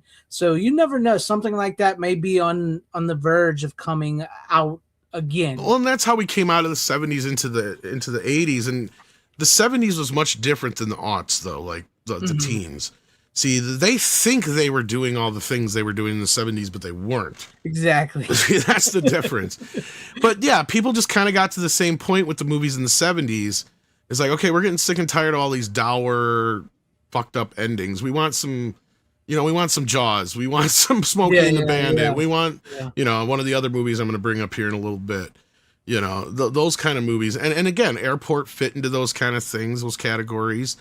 Same thing. Like the 80s, we didn't get many of them. I think most of them were on television from my memory. But like the 90s, they came back like a motherfucker with movies like these and Armageddon and Independence Day and what's the other ones? A Day After Tomorrow and 2012. The Deep something? Deep Impact. Yep. Yeah. Which is like the other version of Armageddon, and Armageddon is better than they that. both came out the same year, yeah. Yep. They even got to the point where they did 2012. Remember that? That's what I said. Yeah, 2012 was another one of those kind of at the ass end of that. Yeah, that was like the last of them. The Day After Tomorrow, I think you mentioned that one. Yep. Yeah. Volcano, thank you, Corleone. Yeah, Dante's Peak and Volcano. Yep. Dante's Peak is pretty good though with Pierce Brosnan. That's pretty good. Both good. of those ones turned out pretty good. I don't really remember Deep Impact. The only thing I remember about Deep Impact is Morgan Freeman as the president. Yeah, I remember. That's like all I remember about it. I remember Elijah Woods was in it too. Yeah, he's in it too. Yeah, him. Yeah, and it's the same formula. I got to rewatch it again. It's just been that many fucking years since it first came out, but I just remember that year going, "Yep, Armageddon's the better of the two." Yep, that's all I remember. Yeah, but shoot, even whatchamacallit is the '98 Godzilla is very similar to those type of movies. Very similar. Yeah, and again, you can fuck that formula up. Don't get me wrong. Godzilla '98 is a good example, but then at the same time, the things I like about Godzilla '98 are those things. Yeah. Robert Duvall is also in it. That's right. Yeah. I think everybody did die at the end of Deep Impact, which is why it's like Armageddon was a much better movie. I don't remember anymore. It's been so long, but It's been a long time. Yeah, and but as batshit crazy as Armageddon is, it's just that much more fun. and it's got the happy ending, regardless of the sadness that happens in it too. Don't want to close my eyes. I want to fall asleep. Cause I miss you, baby. All right. Well, did you have anything to go off of Outbreak? Yeah, I do actually have something to go off Outbreak. All right. Yeah, speaking of an outbreak and a virus. And the reason I was bitching about the prices because this motherfucker's like $35 to $30 bucks depending. But go ahead. Sorry. They do the same thing with Time Cop. Remember? Yep. Time Cop and Ace Ventura. Yep. Yeah. But speaking of like an outbreak and everything, and trying things and making statements, I have this movie called Dead Air, starring Bill Moseley and Patricia Tallman. If you remember that name, she is Barbara from the remake of Night of the Living Dead, directed by Corbin Burnson. Here, this is a zombie movie, sort of, in a sense. So what is it about? What am I talking about here? All right. So this is a movie that's clearly came in the wake of 2000. What am I saying? It clearly came in the wake of 9/11. So Bill Moseley plays a radio disc jockey, the number one late night disc jockey in probably New York City. They never really named the city, but it's pretty much inferred. And he's going in to do his shift, right? He's going in to do his shift. And Patricia Tallman from there is his producer and his ex-wife. And he has a couple other guys in the studios. And just so happens a couple of these Muslim guys are releasing a gas into this game that turns people basically into zombies, sort of. It's more sort of like the like an infection rage type zombie, like sort of, those zombies they were doing in the early 2000s. They're trying to be like those zombies, but they're also trying to be a little like George Romero in this movie, clearly with the cast they have and everything. And Corbin Burnson directs it, which you guys know. So like the movie is like, oh no, everybody's turning into zombies. What's going on? Everything's gone down. We're the only ones on air, so we got to take control of the situation and tell everybody what's going on. And it takes place in that. And they try to have their cake and eat it too with this movie and try to make a statement like saying like the bad guys are Muslims who release this, but the bad guys are not Muslims because the Muslims aren't the ones doing it. It's the government that's doing it, but also the Muslims are bad guys. So they try to, it was that time, that time period in the early 2000s where they were clearly like, yeah, they're doing some bad shit, but are they really bad people? What's going on? Is our government also bad people? So it's kind of like that, but it's got interesting moments in it. It's very, very low budget. It's cheesy. It's sort of like an outbreak movie, like you mentioned, and everything like that. And it was kind of interesting to see Bill Moseley and the chick from the other one. She looks almost completely different. She's got like really long hair and her breasts are way bigger. So, I don't know. I guess maybe that's what happens to her. But yeah, I mean, there's not much I could. I can't say it was the greatest movie. I got this from TerraVision. I thought it sounded really good. It wasn't like the greatest movie I've ever seen. It had its moments. I don't know if I'd recommend it. If you want to see it, yeah. If you want to see it, watch it on YouTube. If you want to buy it, you can buy it from TerraVision. So, yeah. I've never heard of it, so I can't really say yeah, I much about figured, it. yeah. It's just, I don't know. I thought it would be better than it was, but it wasn't quite as good as I wanted it to be. But it wasn't like a horrible movie. So, that's about as I could. Outbreak is a better movie. And this almost, like what you were saying, this almost feels like those early 2000s movies, like The Outbreak. Like you were talking about, like this is a 90s movie. That like this is the one that like this movie feels like one of those 2000 movies like everybody was trying to do after 9/11. You know what I mean? Like they were all making those type of movies. That's what this feels like, where it's cheesy, campy, and over the top with some of this stuff. So yeah. Actually, the guy told me when I bought this, because I bought it at Horror Hound, I was like, is this movie any good? He's like, have you ever seen Pontypool? I was like, never even heard of it. And he goes, yeah, it's a good movie. So that's what it got. So I was like, oh, well, I like Bill Moseley. I like Corbin Burnson. I'll give it a shot. Luckily, it didn't cost me a lot of money. there at the convention. Anyways, online it might cost some money. So, but anyway, that's I figured I'd sort of go off that, since you did Outbreak, but Outbreak is a better movie. But How many do you have left? I have one left. Okay, so you have one left. All right. Yeah, so you can do one, I can do one, and then you can do one. I got 2 more left. Okay. I could do them together, or I can just do them separate. I mean, it's up to you, but like you can do. They're it. not I can do really mine, related, you can do but yours. I Go ahead, just do one, then I'll do mine, then you do. Yeah, this is funny because this is actually both one of my first Blu-rays and one of my first 4Ks. Mm-hmm. It is a Steven Spielberg film. I'll give you a hint. Disclosure Day.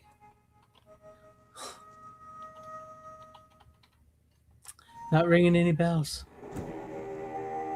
Oh, you can't hear that? No, I can hear it. I'm just messing with you. Oh. Close Encounters of the Third Kind. It actually lights up. Ooh. Oh, that's the box that's making that noise. Mm-hmm. I don't have that box. Yep. It opens up like this. Nice. You got the Blu-ray, the 4K Blu-ray, a book.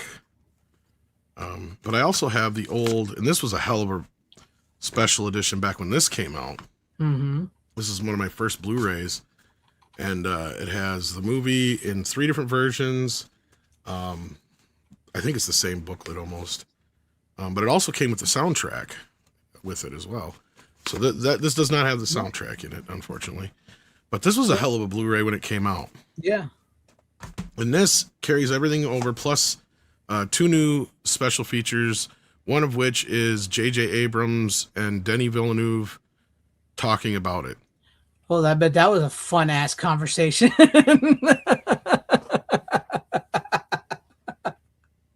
Something tells me you really enjoyed it. Denny makes sense. JJ's only there just because he suckles at the teat of Spielberg. Let's be real. He sees himself as Spielberg. Because Denny's like talking about how obviously that movie was a huge influence on The Arrival. Mm-hmm. Right? Makes sense. Mm-hmm. But anyhow. But no, this movie's a classic. I love it. I understand why some people have issues with it. Even Spielberg has said, if he was a father at the time, he wouldn't have made the movie the same way. Mm-hmm. But I'm probably going to go out on a limb and like the version that most people don't. I like the special edition. Oh, really? I don't mind getting to see the inside of the ship, and I don't see why Spielberg has such a problem with it. You already showed us the aliens. Mm-hmm. So what fucking difference does it make? Right? Like, yeah. I mean, you've given away most of the mystery, so what the hell's the difference if you show us the inside of the ship? Yeah, because for those who don't know, this is one of the first times they re-released a movie with new footage and stuff in it, because Spielberg had a couple of scenes he didn't get to finish that he wanted to do, but they made him rush the movie out for Christmas that year. And so to get those scenes finished, he made a deal with Columbia to do a special edition, but they wanted something special to hang it on than just a couple of deleted scenes. So let us see the inside of the ship, since they were going to actually shoot new footage with the original actors and such. Mm-hmm. So that's the version I actually like. And then Spielberg did a director's cut, which just infuses what he likes of both versions, basically. Mm-hmm. And it does not have the other ending on it, which is really the main big difference between the two, I guess, or 3, I guess you should say. But yeah, no, I love the movie. I get where people come from. I can also see where in the film it kind of works for the character as this obsession. Like, I get it. Most men wouldn't leave their families like that. But then again, he was zapped by this thing. So you kind of give him an excuse, right? Like, it's... Yeah, but then he starts making out with that girl. Does he make out with her? He kisses her. Oh, yeah. Well... Not really. At that point, I was gonna say, but at that point, his wife is just kind of giving up. Yeah, on he's him kind of like he's done, and he's about to go off with aliens anyway. So, which is funny because I think Terry Garr had the choice between the 2 actors, the 2 parts, and she chose to play the wife. Mm-hmm. So, but yeah, no, it's a good film. If you haven't seen it, do yourself a favor. I thought it was great. Not to spoil too much of it, but. Don't expect it to have a lot, but you can tell. I guess this is probably why JJ is on the making of featurette, even though they don't mention his Super 8 movie. I mean, you could definitely tell Super 8 influenced Super 8 quite a bit. Which is like the only J.J. Abrams movie I can really stand. I didn't even think it was that great. I'm just like, yeah, it's E.T. meets I mean, Close Encounters. I'm not saying it's like a masterpiece, but it's one of the most watchable J.J. Abrams movies. So, but they got a great documentary on here that's like an hour and 41 minutes about the making of the film. You get a classic EPK documentary. You get the 2 new documentaries on the 4K. It looks great, sounds great. I don't know if it has the original stereo soundtrack on here. I think that was one thing I was kind of upset about. But normally Sony does include everything. Yeah. But this one time it did not, from my memory. So that could be due for another Sony release anytime now, maybe in 2 years.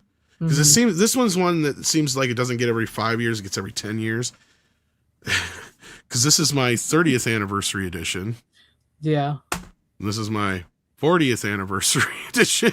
And I believe the old DVD I had would have been the 20th anniversary edition. Or 25th maybe, but I wouldn't be surprised if for the 50th in 2 years we get you probably will. Probably. I'm honestly, especially with the Disclosure Day coming, that he hasn't done something about it, you know?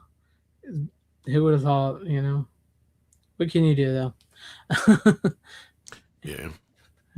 Weird Al. Yeah, so I was thinking about UHF. This is important. This means something. I don't have anything to go off of that because my last picture was my Easter movie that my family. Easter. Well, I did watch Passion of the Christ. Yeah. But that's because I just have it on digital. Yeah.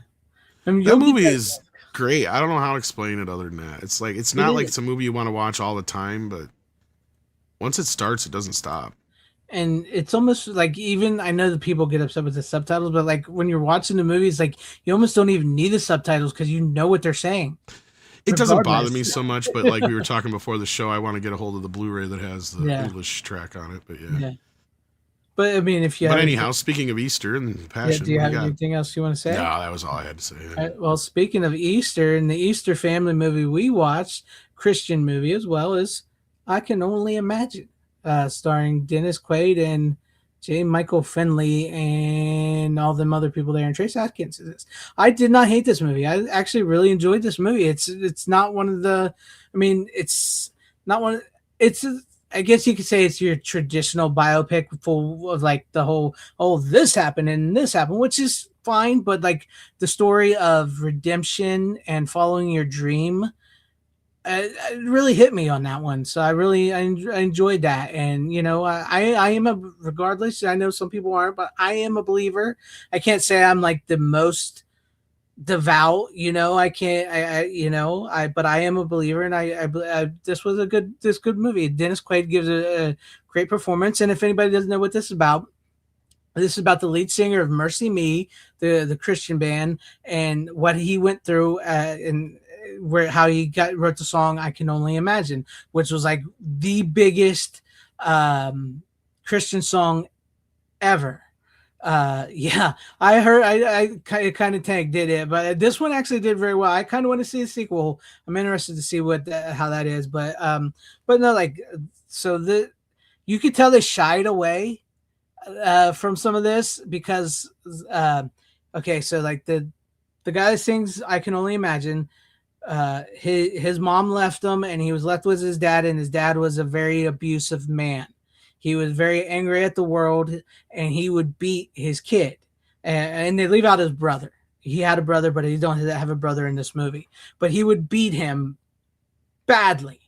And when he got older and he got into high school and then he got into music and everything, and because he would use his imagination. That's sort of also part of where like the Only Can Imagine comes from. Like he would use his imagination and stuff, and he got into singing and everything. And he tried to play football and he got hurt and he couldn't play football anymore, so he got into singing. And the older he got, his dad found out like he had prostate cancer, and he started listening to preachers and everything. And his dad made a massive transformation.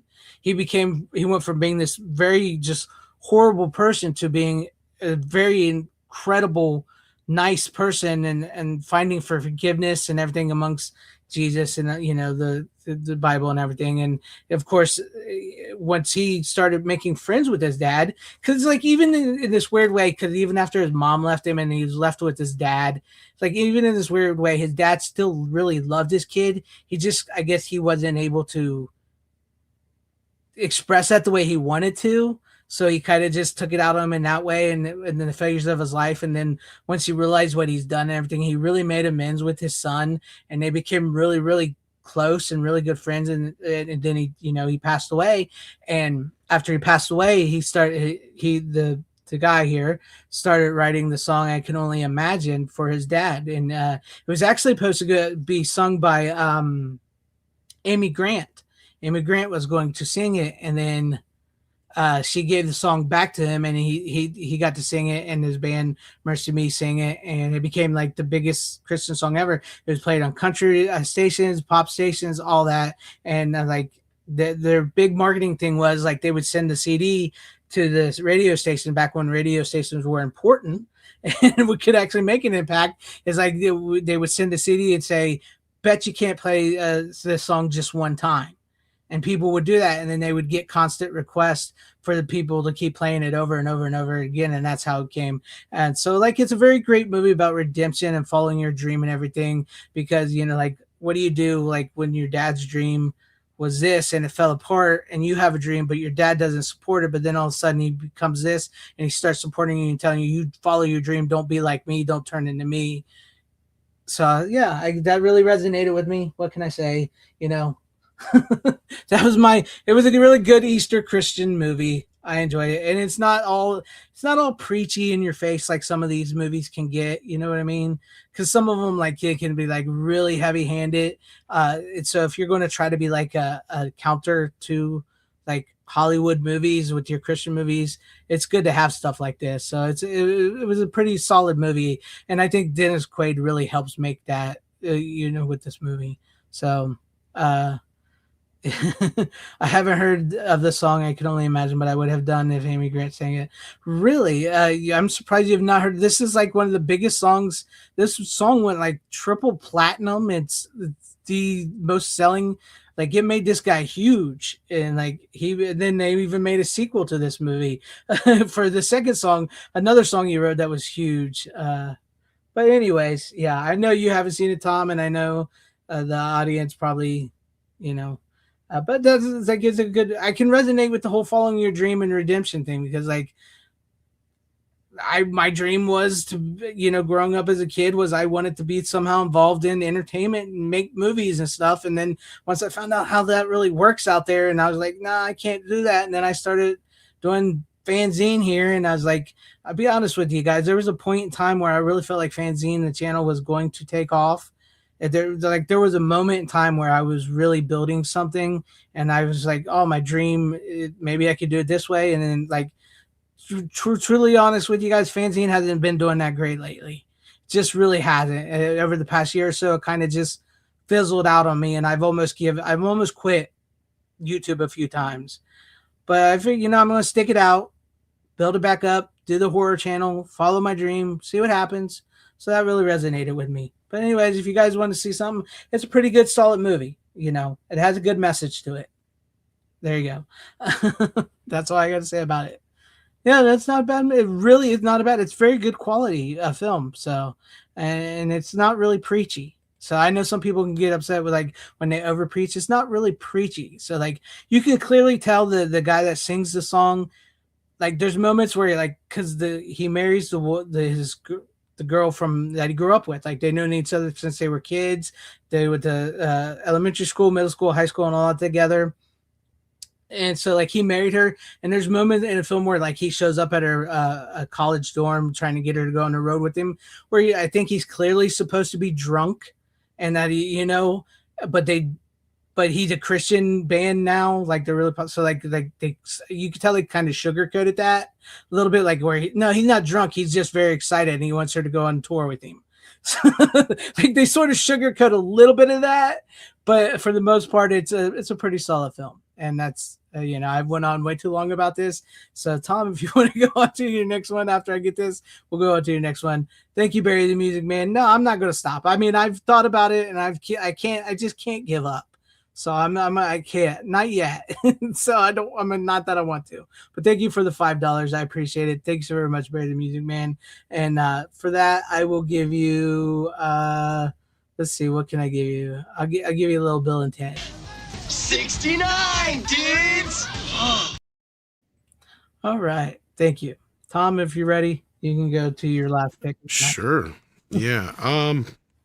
Well, after the success of Project Hail Mary, I thought I'd go back and revisit The Martian in 3D, and I checked it against the unrated or extended cut because, Ridley Scott can't just do one. But yeah, no, it's a good film. I don't know if you've ever seen it or not. Yes, I have. Okay. It. I have it. Yeah. Now, in the extended cut, there's really not even that much that I would say is worth it being there. So it's like, whatever. Like, it was really minimal shit. So overall, though, the movie's great. It's about an astronaut who gets stranded on Mars after his team leaves him thinking he's dead. And they find out he's not dead. And the whole rest of the film is basically about his surviving until they can get some way of getting back there to rescue him, which is not the easiest thing to do. It's easier said than done, obviously. But no, it's a well-paced film, well-written from Andy Weir, the guy who also wrote Project Hail Mary, and has some similarities to it in a sense. Like, you can tell where this guy's in his groove. No, it's a fun film, believe it or not, because the whole idea of the guy having to figure out, how to survive X amount of years on Mars, is quite interesting to see all the troubleshooting he does to kind of work with that. Like with the potatoes and stuff. Yeah. And again, that's kind of where it's reminiscent of Project Hail Mary, because that's kind of what, similar storyline to Project Hail Mary. One guy in space dealing with, this thing, and, he has a friend, but yeah. I still need to see Project Hail Mary. I've been dying to see it. I just haven't had a chance. Yeah. So yeah, I want to watch that again too. But in the meantime, I thought I'd check out The Martian, and it's funny. I noticed in the 4K version, because it is a 4K native transfer, but there is still some compression issues in the 4K version compared to that I didn't notice in the standard 3D version.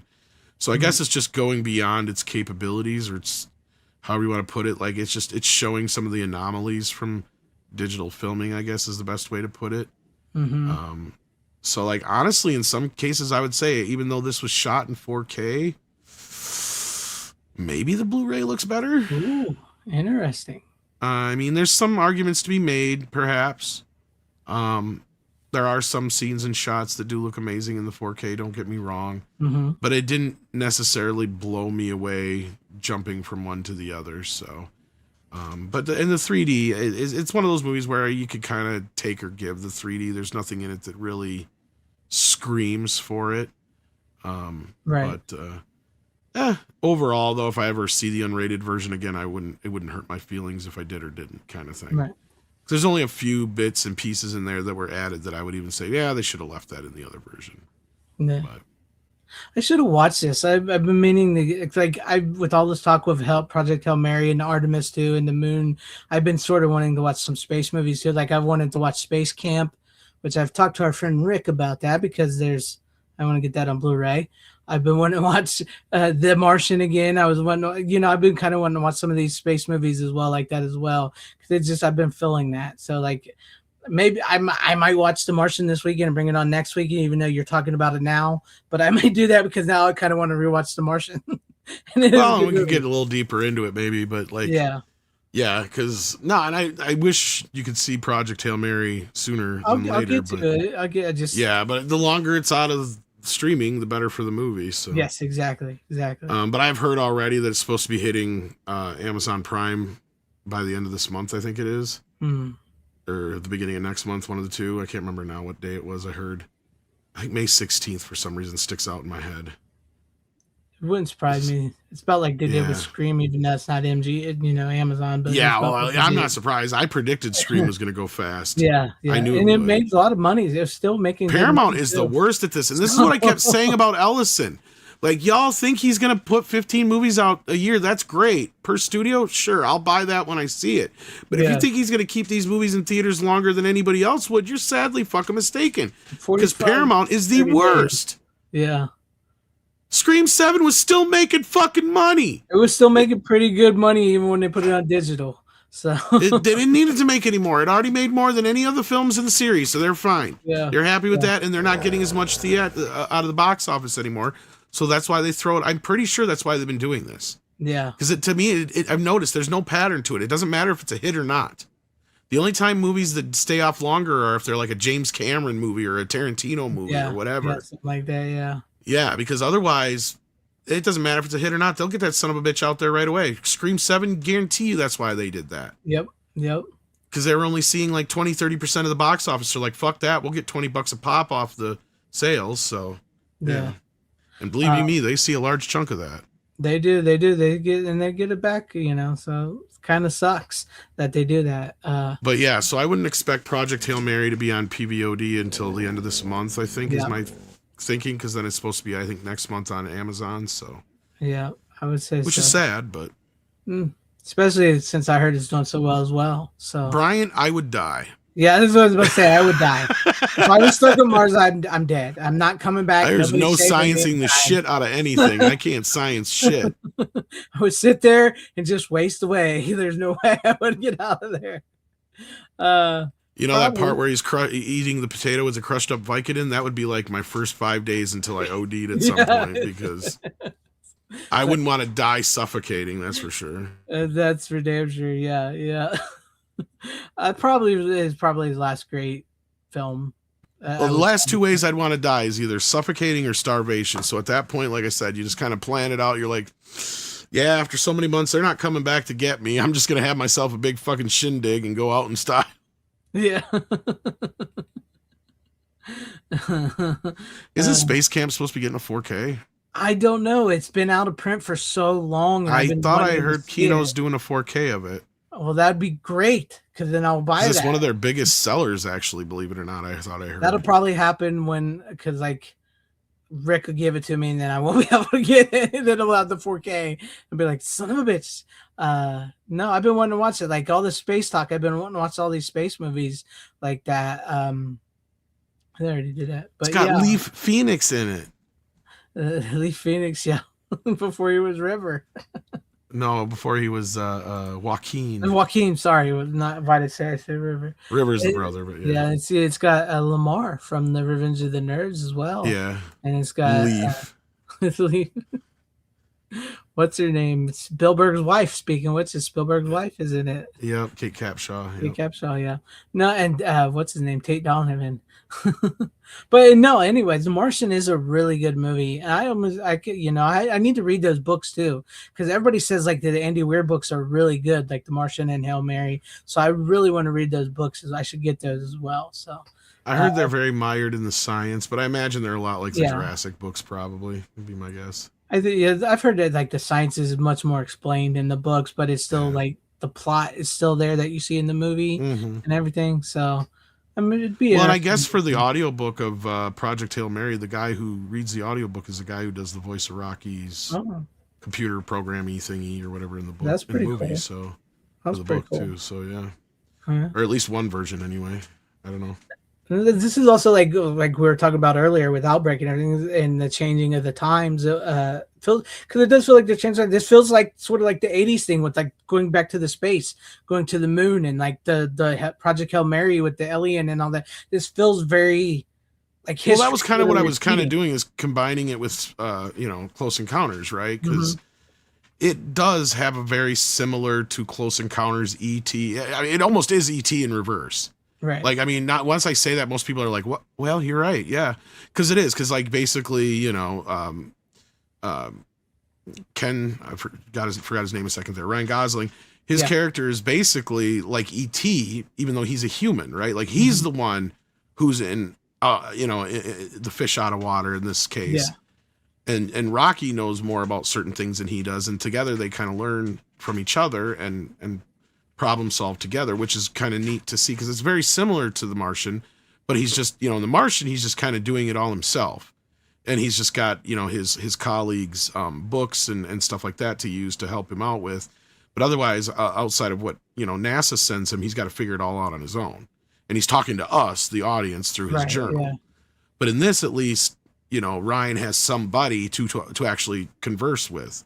So, I mean, that makes it a little bit more different. They both have the very similar, like, what if it's Castaway, but, like, they're both basically that, right? Like, you can tell that's how they were basically pitched, It's that same kind of mentality. It's this one person against whatever adversity or odds they got to face. And in this case, though, with Andy Weir, it was kind of neat to see him work with two characters instead of just one. So Wilson actually has a voice. Wilson. That's one I haven't watched in a while. I've seen it too many times. That's probably the one thing that I can kind of tell with this movie is like they didn't do the best job making it convincing that Matt Damon was all emaciated or whatever the word is. Because you can tell it's either some other actor or whatever, and then they just put his face on it. Can totally tell, because that's one of the most different scenes between the two versions. Is it's the same exact motions. It's like they literally superimposed Matt Damon. He's doing the exact same thing, but instead of it being in the space station, it's when he's already out on his way to do the launch. That's the only big difference there, and like that's like most of the little additions are just like little edges here and there on the scenes.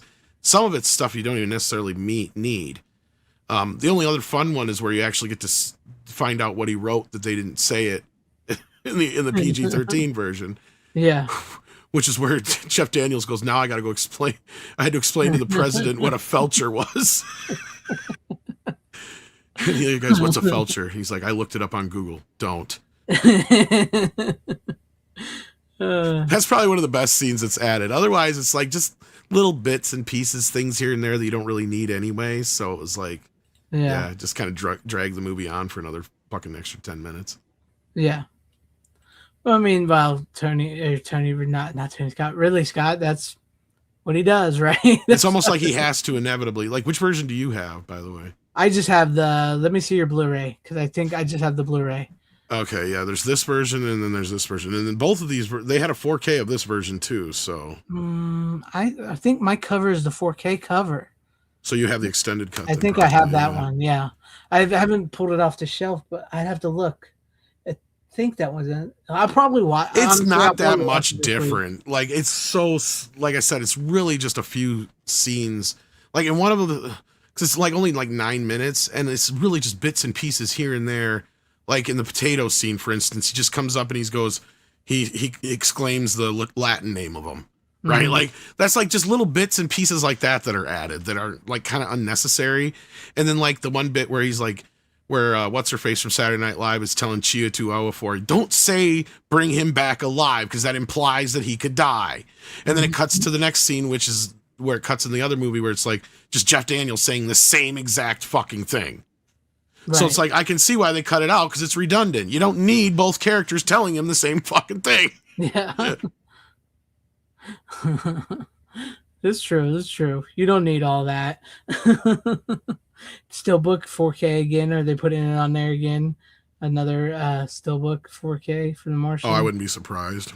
So I think it did pretty well. I mean, it didn't do nearly as well as Project Hail Mary, but the only other thing, I don't know if this has new extras on it too. I think it does because it has like a whole extra disc of extras. So it might have totally new extras on it. I'll have to look and compare. I never actually compared. Right. It does look like it might have some different stuff on it. Unless it's just worded differently, maybe. Weird. See, because now, like, the main Blu-ray says gag reel, but it doesn't say deleted scenes. The 4K says gag reel and deleted scenes. And it's got a bunch of these Journey to Mars 101. So I think those are new and different, if I'm not mistaken. Right. Yeah, unless they're just written under different names. There's a whole bunch. It seems like there's more stuff on this one, but it could be similar, the same thing, just carried over. Who knows? I never even bothered to look. I get you. You'll have that 6, but that's sometimes where they're able to use that other stuff in sequels. That's what Jurassic did. Yeah, that's what they'll do. I mean, sometimes you do have to simplify some things for audiences to see. So sometimes you got to cut out some of that science stuff. So. Well, and there's even characters that I'm sure they're much more important in the book, but in the movie, their importance is negligent, basically. Like, they're pointless. So that we waste a little bit of time on them in the movie, where I was like, we really didn't need to spend any time on these characters because they're pointless. Like, yeah. They made him a bubbling buffoon. So. Oh. I don't know. I haven't read the book, but the movie looks good, and everybody I've ever heard says the movie is really good. So I'm really interested in seeing it. That's probably why most people say if you haven't read the book yet, see the movie first, then read the book. Mm-hmm. That'd be my guess why. So, like, yeah, what I heard say, see the movie, read the book, then see the movie again. So, yeah. Which I can understand. Yeah. And you'll have that a lot of times. It's just there's just too much that's in the book that you can't fit in a movie. And I already felt like the movie was overlong, so. Yeah. And this one somewhat suffers from the same fate, although it's not nearly as long. But not exactly. I mean, I don't know. It's kind of... They're very similar in the way that they have a very good pace to them. So... I mean, as far as their rewriting goes, I mean, I can't speak from the original books, but I can tell as far as screenwriting goes, they did a pretty good job for the most part. Mm-hmm. So, yeah, no, I just thought I'd revisit it again. I think I brought it on like a year or two ago. I can't remember. Yeah, it was a while ago, so it's maybe part a of the year. rule. It's part of the rule. Yeah. So, that's all I got. You maybe even be talking about it more next week, because I may end up watching it too, because I'm kind of interested in seeing it now, because I'm kind of in a space mood myself. I just didn't get to the space movies this week, so some of them I don't have because they're out of print and they're hard to find. But all right, yeah. All right. Well, good cover. Hey, we managed to do it in less than 3 hours this week. We did. So that's kept good. It pretty succinct. That's why. And I even watched 5 movies, so I managed to squeeze in more movies than I usually do. So true. usually I'm lucky to get 3. So I managed to get a little more this time. There you go. Yeah. Thank you, Tom. Thank you, everybody out in the chat. Everybody for the 6 and to Barry the Music Man for the super stickers and the super chat thing. I can't think of the words, but thank you guys. And thank you for everybody out in the audience, everybody watching home, everybody chat. Tom, as always, you guys don't have to go home, but you can't stay here. Like, share, subscribe, and how you doing? Bitches leave.